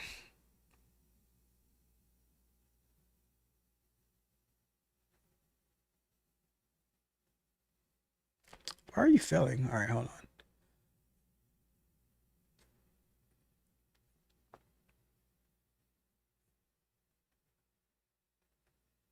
Let's close that. Okay, so wait, get started is right there. Like, what are you talking about? Get started is right there. Lunch break, lunch break. So, all right, so now let's run the test one more time. Now that we can see this page, we're not gonna leave this page until we can actually see what's happening. Should navigate back to income when income, all right, so it is saying that the following test failure was thrown. Exactly one matching candidate text widget finder found 0 widgets with the text open income setup, which means none were found but was expected. What is it expecting? Should navigate back to previous screen. There is no previous screen. What are you trying to click on? So if I do the, so basically if I do the get started, sucks. If I do the get started,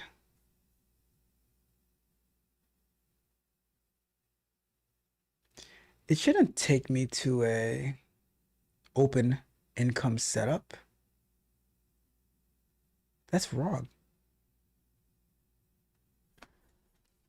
All right, so let's we'll do it when we come back. We'll do it when we come back. But what I'm gonna do when we come back is I am going to copy the main Dart file and I'm going to question this widget test to say, should this actually be looking for open income setup or if it should be looking for whatever the title is on the main screen. We'll see. All right, but let's go to break. And I am going to check the chat real quick. And then we're going to get to our next break time topic, which I think that Monica and Rod Brown will appreciate. I want your thoughts on this topic, but let's see. So Monica says, Gemini 3.0 is getting slammed. First time I ever seen it tell it's over quota. That's not from me. Barely used it all week. Yeah, I mean, they just announced that it's out, so I'm sure that a bunch of people are using it. Says use Gemini 3.0 low. That seems to be working quite fast too. Nice. Yeah, I'm just using it in the browser. I haven't used it through my API key yet. All right, so here's this topic, right? Here's the topic. Let's go to this. Is this right? Is this right? This startup CEO's interview process is to build an app. I saw this on X. And I want to share this with you. I want to go through like some of the comments on it and see what my tech people think about this. All right. So let's go here. So let's go over to here.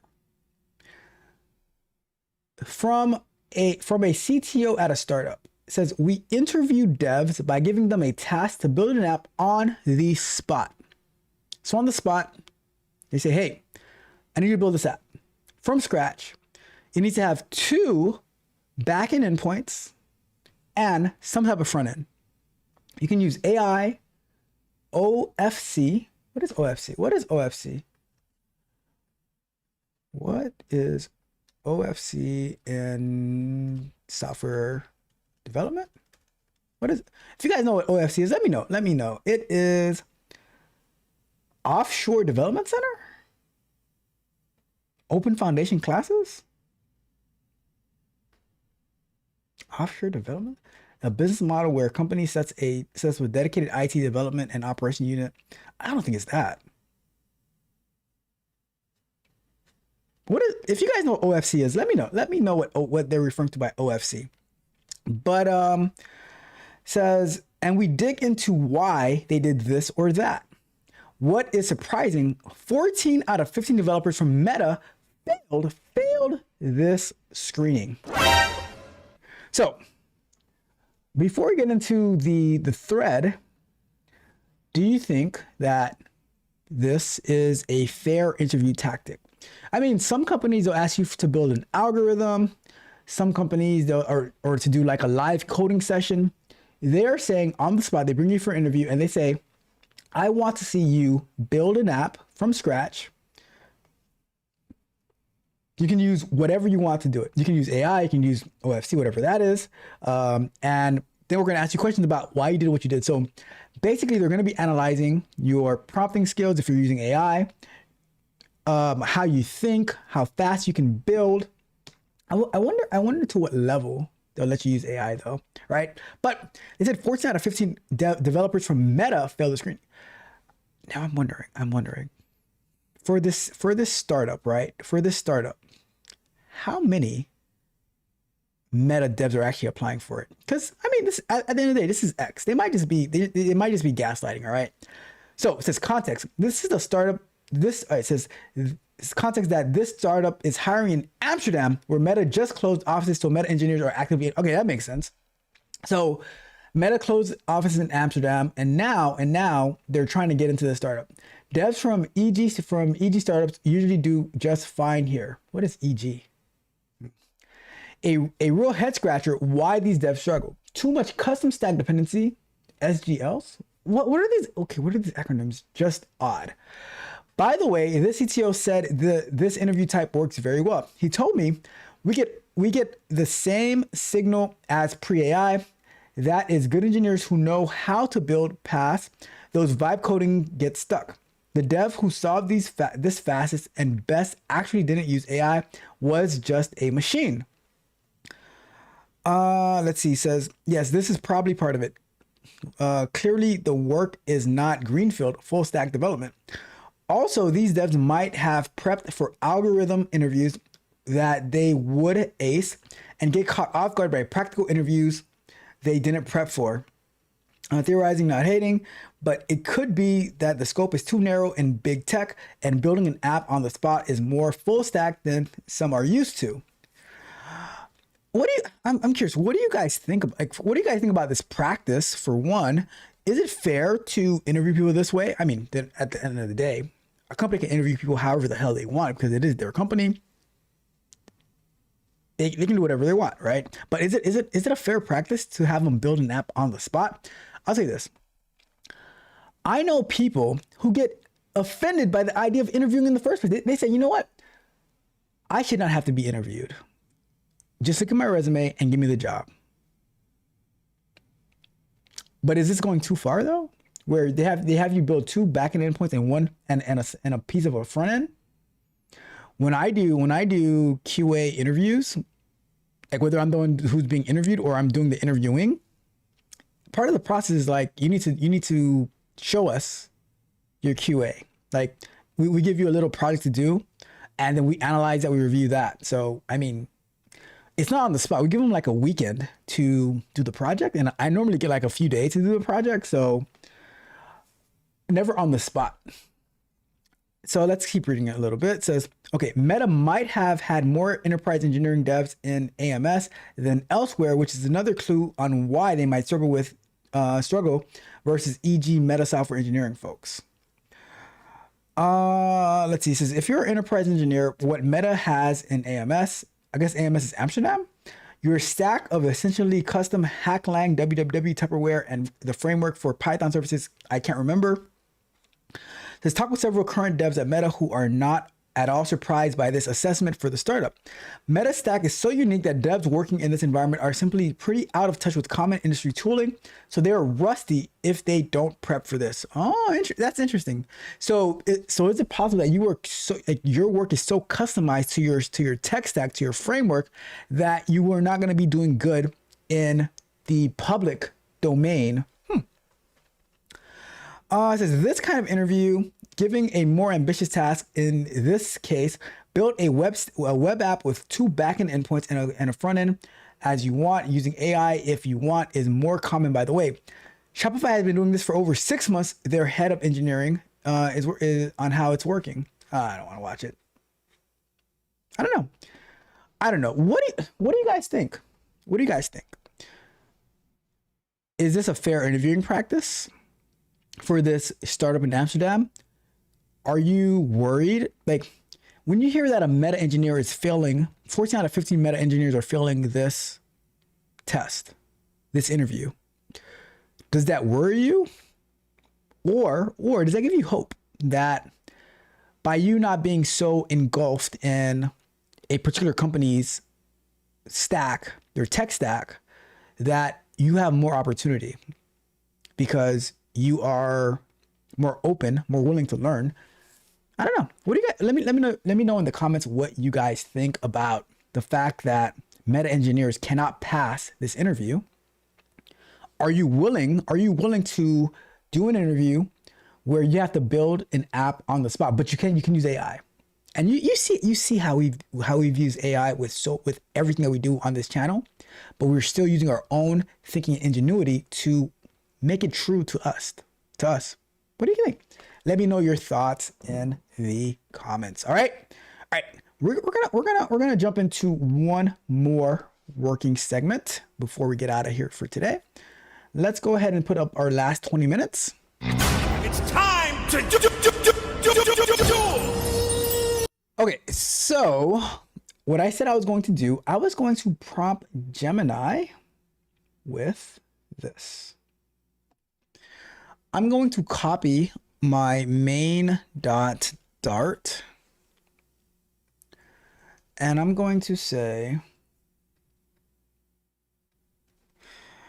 the test is now failing for this reason, but I think it's because what the test is looking for does not exist on the app. Here is the content of the main.dart file. Here is the test that is failing. Now I'm going to copy that. How can I get this test to pass?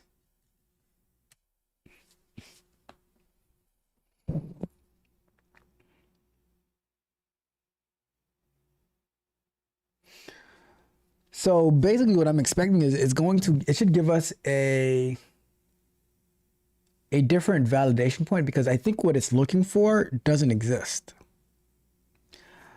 I think we need something like I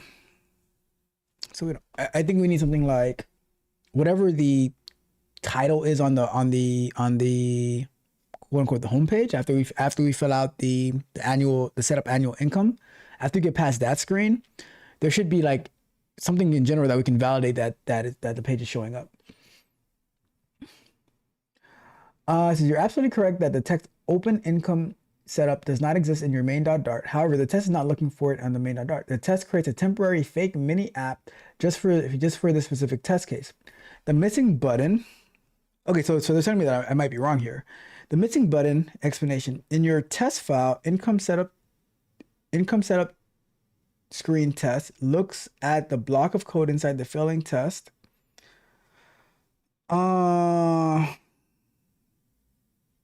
This test, oh, okay. So it's not looking at the main. So it would be the integration test that look at the main.dart file, not that.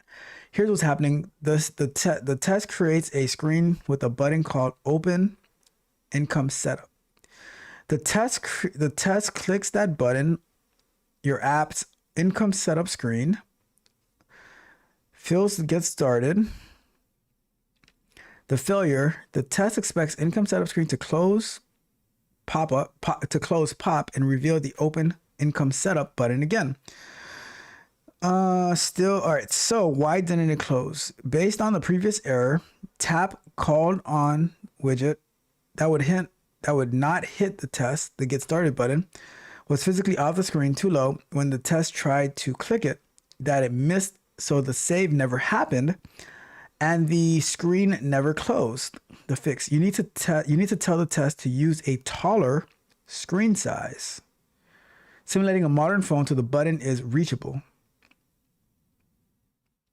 Update your test case to include tester view physical size. Okay, let's go to here. Let's add that. And then add teardown. All right, so let's go over here then. All right, so my theory was wrong. But it's good to have an opinion. It's good to try. It's good to try. And we had AI let me know that I was wrong. All right, we're gonna go here and we are going to go to here. We're gonna put that here. Okay, and then that should be it. All right, let's try to run that again.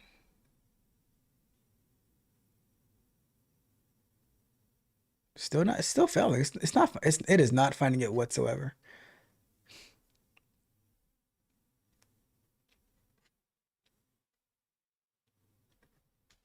Copy it back in.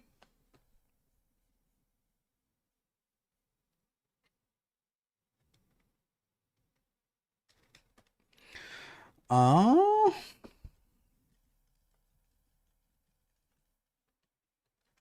And the thing is with the widget test, you can't really see. I wonder if we can take a screenshot. I'm gonna ask that next. Like, are we able to take a screenshot of what's going on?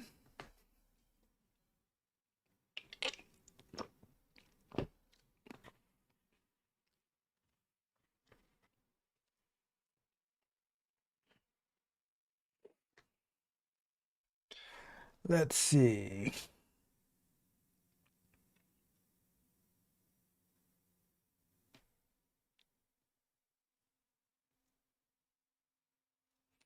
The error confirms that the income setup screen did not close. The test click get started app failed to navigate back. This usually because the code crashed silently. Since you're using storage service, which likely uses shared preference, you must mock the underlying database storage in the widget test, or it will fail to save. Update your. So let's add this. And then we need to do setup. Okay. So let's go back over here. And we don't have this already. Okay, mock the shared preferences. And then inside of setup, we need to add this. Mock the local storage so it doesn't crash. Let's mock the local storage. And anything else we need to do? All right, so let's read why this should fix it.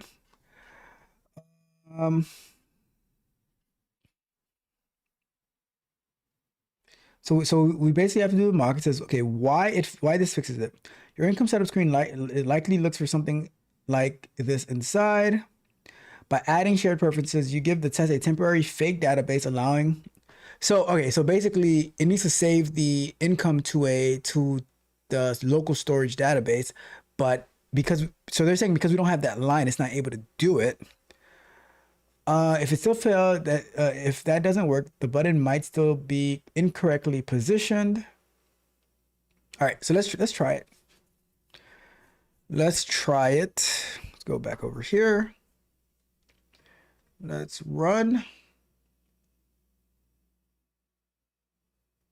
Oh, we did it. We did it. Let's go. All right, so now let's run all the widget tests. I guess we don't need this one at the end of the day. Let's run all the widget tests. Let's go and run all of these. And we have ultimate victory. Ain't believing us. All right, so now let's move on to our next one. Like I told you this. I told you that today was going to be a much better Tuesday night than it was last week. I'm telling you, much better Tuesday night than it was last Tuesday. We have our test passing. Let's go. All right, now let's try to run these widget tests. Let's see how these do. Very, very poorly.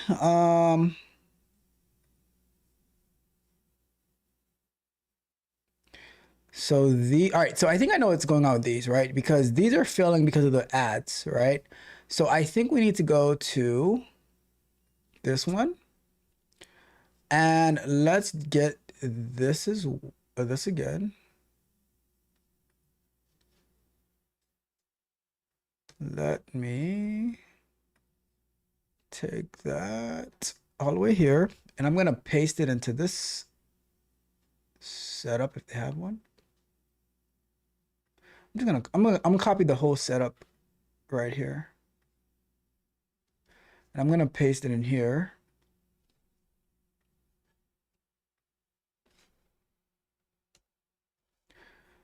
And I'm going to import that. All right, let's run these again. Because it was failing due to the... Oh, it's being even worse this time. All right, so let's see. Okay, so...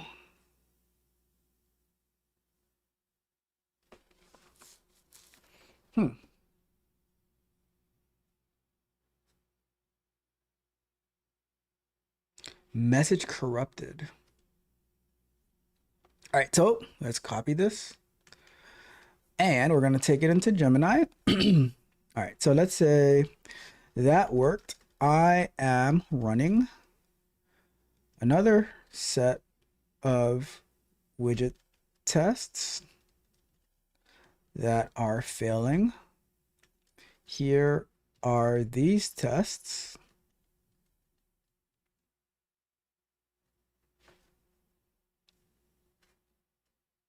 Get rid of all these to-dos. You know what? Because I think these are older tests that I had first started writing, and I don't know if they're actually going to be accurate. So I am gonna use Kilo in this instance, right? I am going to say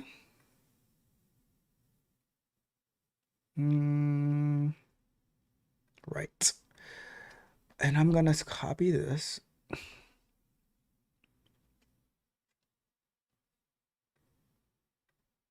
go copy. And I'm gonna say, let me do ask instead. Or that's right. I say in this file, I think these are tests that I had originally wrote when I first started building the app. Can you analyze them and update them to be relevant to the current state of the application? You don't need to get them to pass. I just need them to be relevant. Let's do that, right? I'm gonna do that, and then based on doing that, then I can fix them on my own. I will fix whatever isn't passing on my own. All right, so let's go ahead and let's send that off.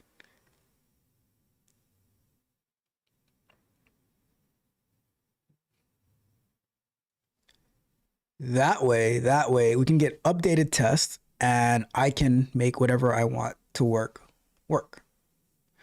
Let me minimize this. Cool. So now it's updating the test.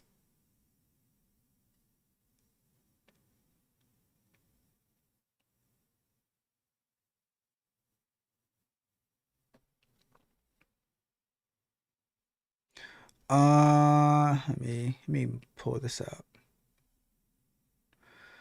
So this is saying, I reviewed the files. It's clear that is indeed outdated. The application has evolved significantly with the introduction of a main navigation screen, income, flow, data persistence using storage. The old tests directly initiate the time cost calculator widget, which is no longer the main entry point of the app. They also rely on hard-coded income values and don't account for new navigation and data handling logic. I'll now rewrite the test to reflect the current application architecture. The updated test will properly mock storage service to simulate the different scenarios with or without saved income. Properly mock storage, test the time cost calculator widget within the context of the main navigation screen. Focus the core functionality like displaying calculated values and validating user interaction with the form fields. Remove redundant or irrelevant tests. I will now apply these changes. Kilo wants to edit. Flutter pub run. Okay, let's do that. And I think this should run now because I have Flutter officially installed via Brew. Okay, that's working.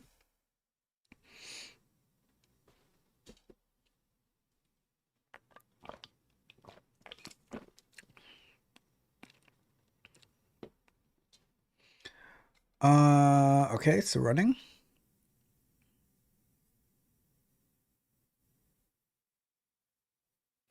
It appears the build runner command failed because of the generate mocks annotation was placed on the main function, which is incorrect. This annotation should be placed on an import statement.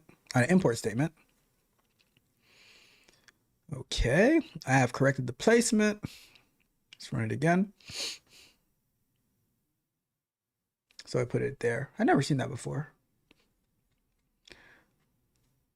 But it completed, so that's good. Or most of them completed.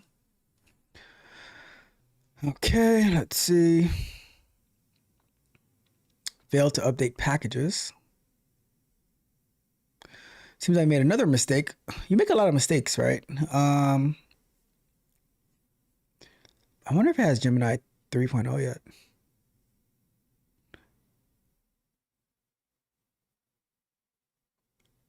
They have the preview of 3.0, not the official 3.0 yet.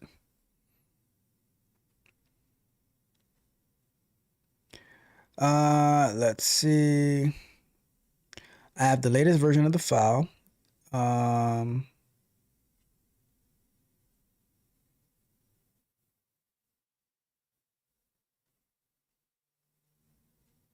Okay, proceed anyways.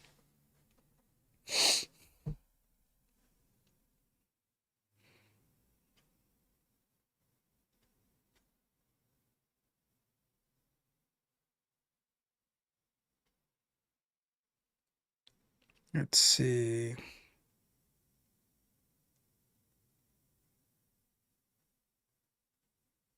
Let's run that. I just wanted to get it into a failable state. That's all. Because once it starts to fail, then I can start fixing it on my own.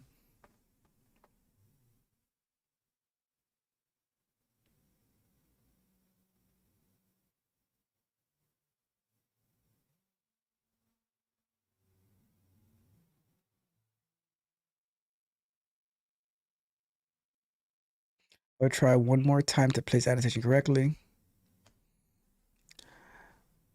So and if that doesn't work, then I'll just bring it in myself.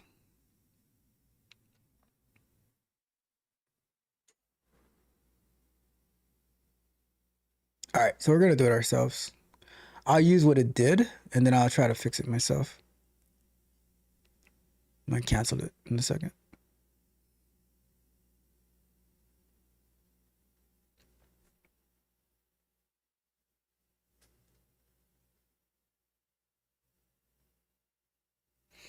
Let me see.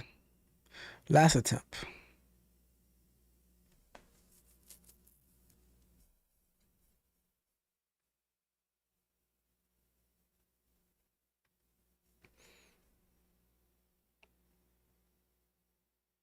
I mean, some stuff are going through.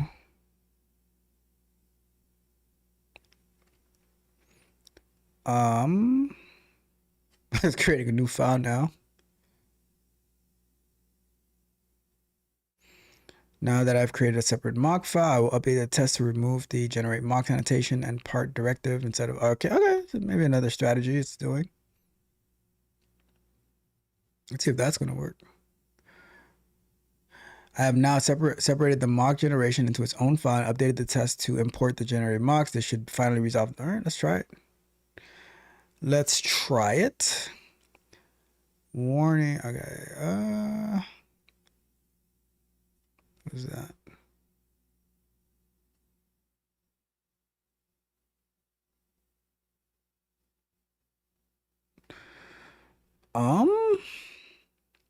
You are struggling.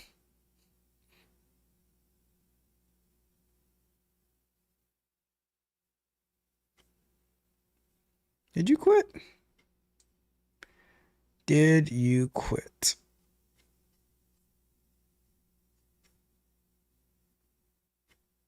I have made several attempts to resolve, but the issue remains. Lunch break! Lunch break!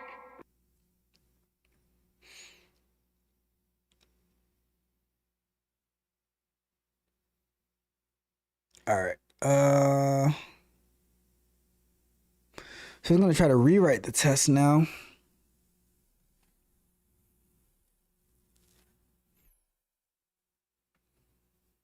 Let's see here. I've updated the test to be relevant to the current state of the application after encountering persistent issues due to mock generation. I have refactored the test to work without mocks, ensuring that they are runnable and still provide valuable coverage. The tests now directly interact with storage service and validate. Okay, so cool. See the changes. Oh, cool. That's all right. So let's go and let's run it, and then we'll go from there. If we run the tests, are there less tests than before? There's only 4 tests now? Fair enough. Calculator screen shows correct initial state with saved income. Activity cost calculation updates correctly. Profit loss calculation updates correctly. Reset calculator button clears all fields. Fair enough. Fair enough. Cool. Well, I think we're gonna leave it there, and then next we can start fixing these errors. The app is in a good spot right now. Let's go ahead and commit our code. Git status, git commit tests m. updated, or let's say we fixed the income setup screen widget tests, and enter git status, git push that up to GitHub. We're good. We are good. So after we get through this test, I wonder what this one is. These probably old too. All right, there's only one thing in here. I wonder if this one works. Let me see. Probably not. Cool. All right. That's that. That is that. So progress. We got one of our widget test suites working. We're going to get the other one. Well, there's only 4 tests. So we're going to get those working. And then so hopefully after next week, after we, by the way, next week is Thanksgiving. Next week, Thursday is Thanksgiving. And guess what we're going to do on Thanksgiving? Guess what? We're going to get our 10 to 20 hours in because we're going to continue working next week. We don't miss. But, let me see. Let's get one. Let me see. Let's get one more topic in tonight. So we're making progress. We are winning. We do not miss. Anthropic CEO warns about having guardrails. Did I spell guard right? Let me make sure I spelled guard right. Guard. Yep, I did. All right, cool. Just making sure because I don't want to embarrass myself, right? But the Anthropic CEO warns about having guardrails around AI. So let's see, where's my boom? It's not the one I wanted. Hold on. There we go. So let's watch this video and we'll give some commentary as we're watching about what the Anthropic CEO is saying about AI. Because guess what? If he's a CEO, and I do think that there's a lot of hyperbolic language from these tech companies about AI and how it's going to wipe everything out. I don't know. They have more insight than I do, though. They do have more insight than I do. So let's watch. We are going to review that too, because there was a report that Anthropic was used by Chinese state actors to hack. I forgot who they hacked, but we are going to review that on an episode of the Bug Bite at some point. Maybe for next week, because I already have something for this week. But maybe next week we'll review that Anthropic cyber attack that China used. But just throwing that in there. Here's the thing, right?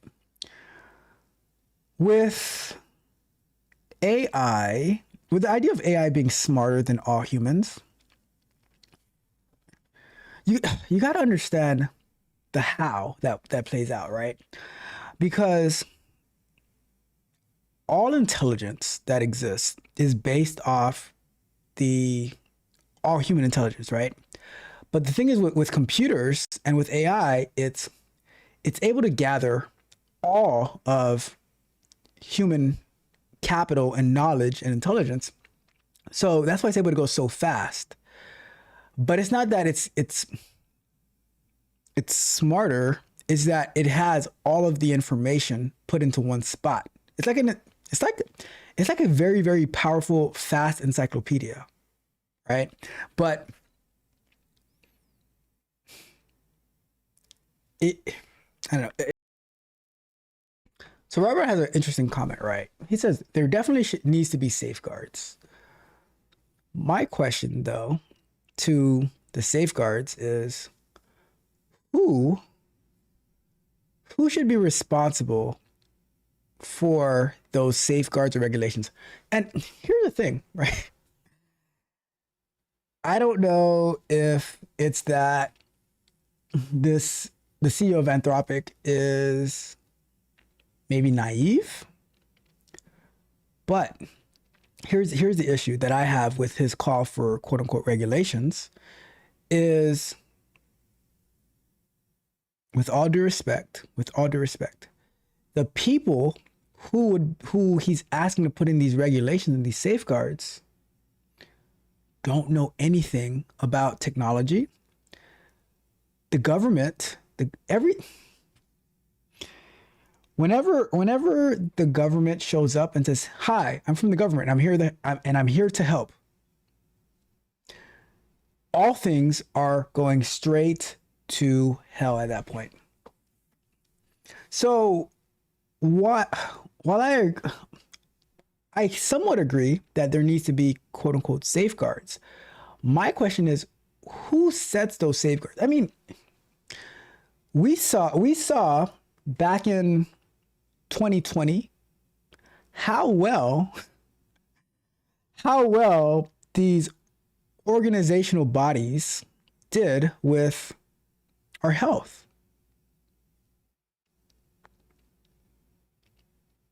A lab in China,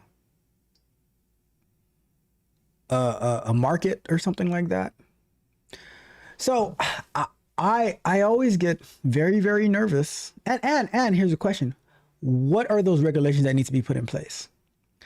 I get nervous whenever anyone calls for regulations, because here I'm gonna.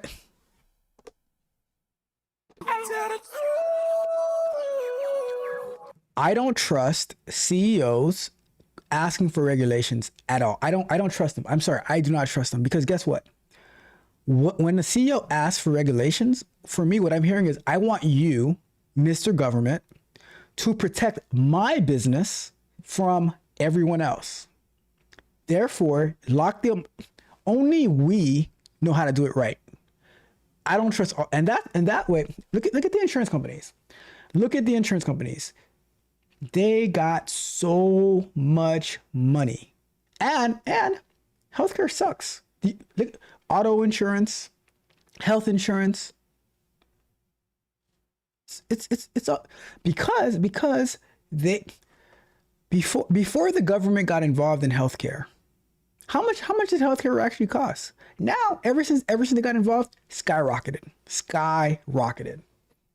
So whenever these companies, whenever anyone is asking for regulations, they're asking for the government to help, I get terrified. Whenever I hear, "Can you send the government?" Do not come. That's me. That's how I see it.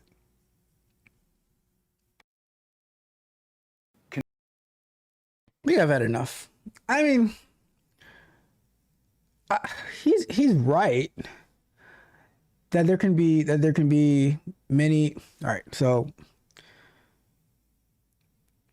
when the Industrial Revolution happened, there was many job displacement, but I think at the same time, people need to always continue to upskill. They need to do the rubbish that I mentioned about investing in themselves to level up and skill up. Life is a journey.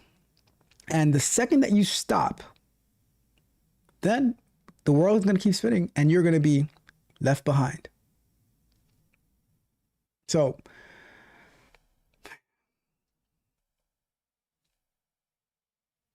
guardrails? Sure. What are those guardrails though? And who is going to be put in place? See, me, I always get worried about who is going to be in charge, because people are human. They have biases. They're scammers. Like, look at the government. Look how well that's going. And now, who do we want as a governing body over AI and stuff like that? I think that we need to look at ourselves in the mirror, skill up, and go from there. All right. Let me check the chat really quick. Let me add in Monica's comments as part of this. It says it's more artificial, 100% agree, than intelligence. It works by patterns, matching, and predictions. Exactly. Basically, not the AGI they keep saying. The key in this interview, they said they don't know how it works or why. Facts. All facts right there. And it says, think there are two camps. The scientific side that have been developing it for many years, and then the business side. saw it and saw dollar signs, and we are, no guardrails. But that's how it always happens, right? The scientists, like, they're like, oh, and look into this, that, and then the business season, like, oh, I see dollar bills, y'all. Let's go, let's get it. Awesome. Well, that's it. Monica, you have blessed me with your presence tonight. Thank you so much. Always appreciate when you are able to contribute to the show. My guy, beloved, not Bishop Rod Brown, thank you so much. We're going to see you live tomorrow. Unfortunately, not playing the song that Junior Magnetar and I spent over 1 hour in our vibe coding chill session getting set up for you, that you sadly denied us of. With non-bishops like Rod Brown, who needs enemies, right? It is what it is. You know, maybe he'll change his mind, but who knows? He spent so much time, so much effort, but it's all good. It is all good. Part of myself, I wasn't going to cry about it, so I'm not. Tomorrow, software explorations. I'm going to be showing you how I set up my OBS to do what I'm doing right now: record in vertical mode and in widescreen mode. So 16:9 and 9:16 aspect ratio, and to record and stream that way. Check it out. And Thursday night we're gonna be going back live. We're gonna be working in C++. Yes, C++. To try to convert the YouTube plugin that I built with Python into a native OBS plugin, right? But that's everything. I'll tell you the truth too, right? I look forward to Sundays now because I am having so much fun building the speech app. So if you didn't see Sunday's show, I'd highly recommend you go back and take a look at that. We were able to plug, like, to connect the app to get it almost to Amazon Transcribe. We're going to be moving it over to use AWS S3 storage to upload the files there, and then it's gonna be fun. We're doing so much good stuff on this channel. We have nowhere to go but up. All right. Final comments before we get out of here. Monica D says, always interesting. Try and roll through more often. Thank you so much. And non-bishop, beloved Rod Brown says, y'all trying to get me in trouble. What? We would never do such a thing, all right?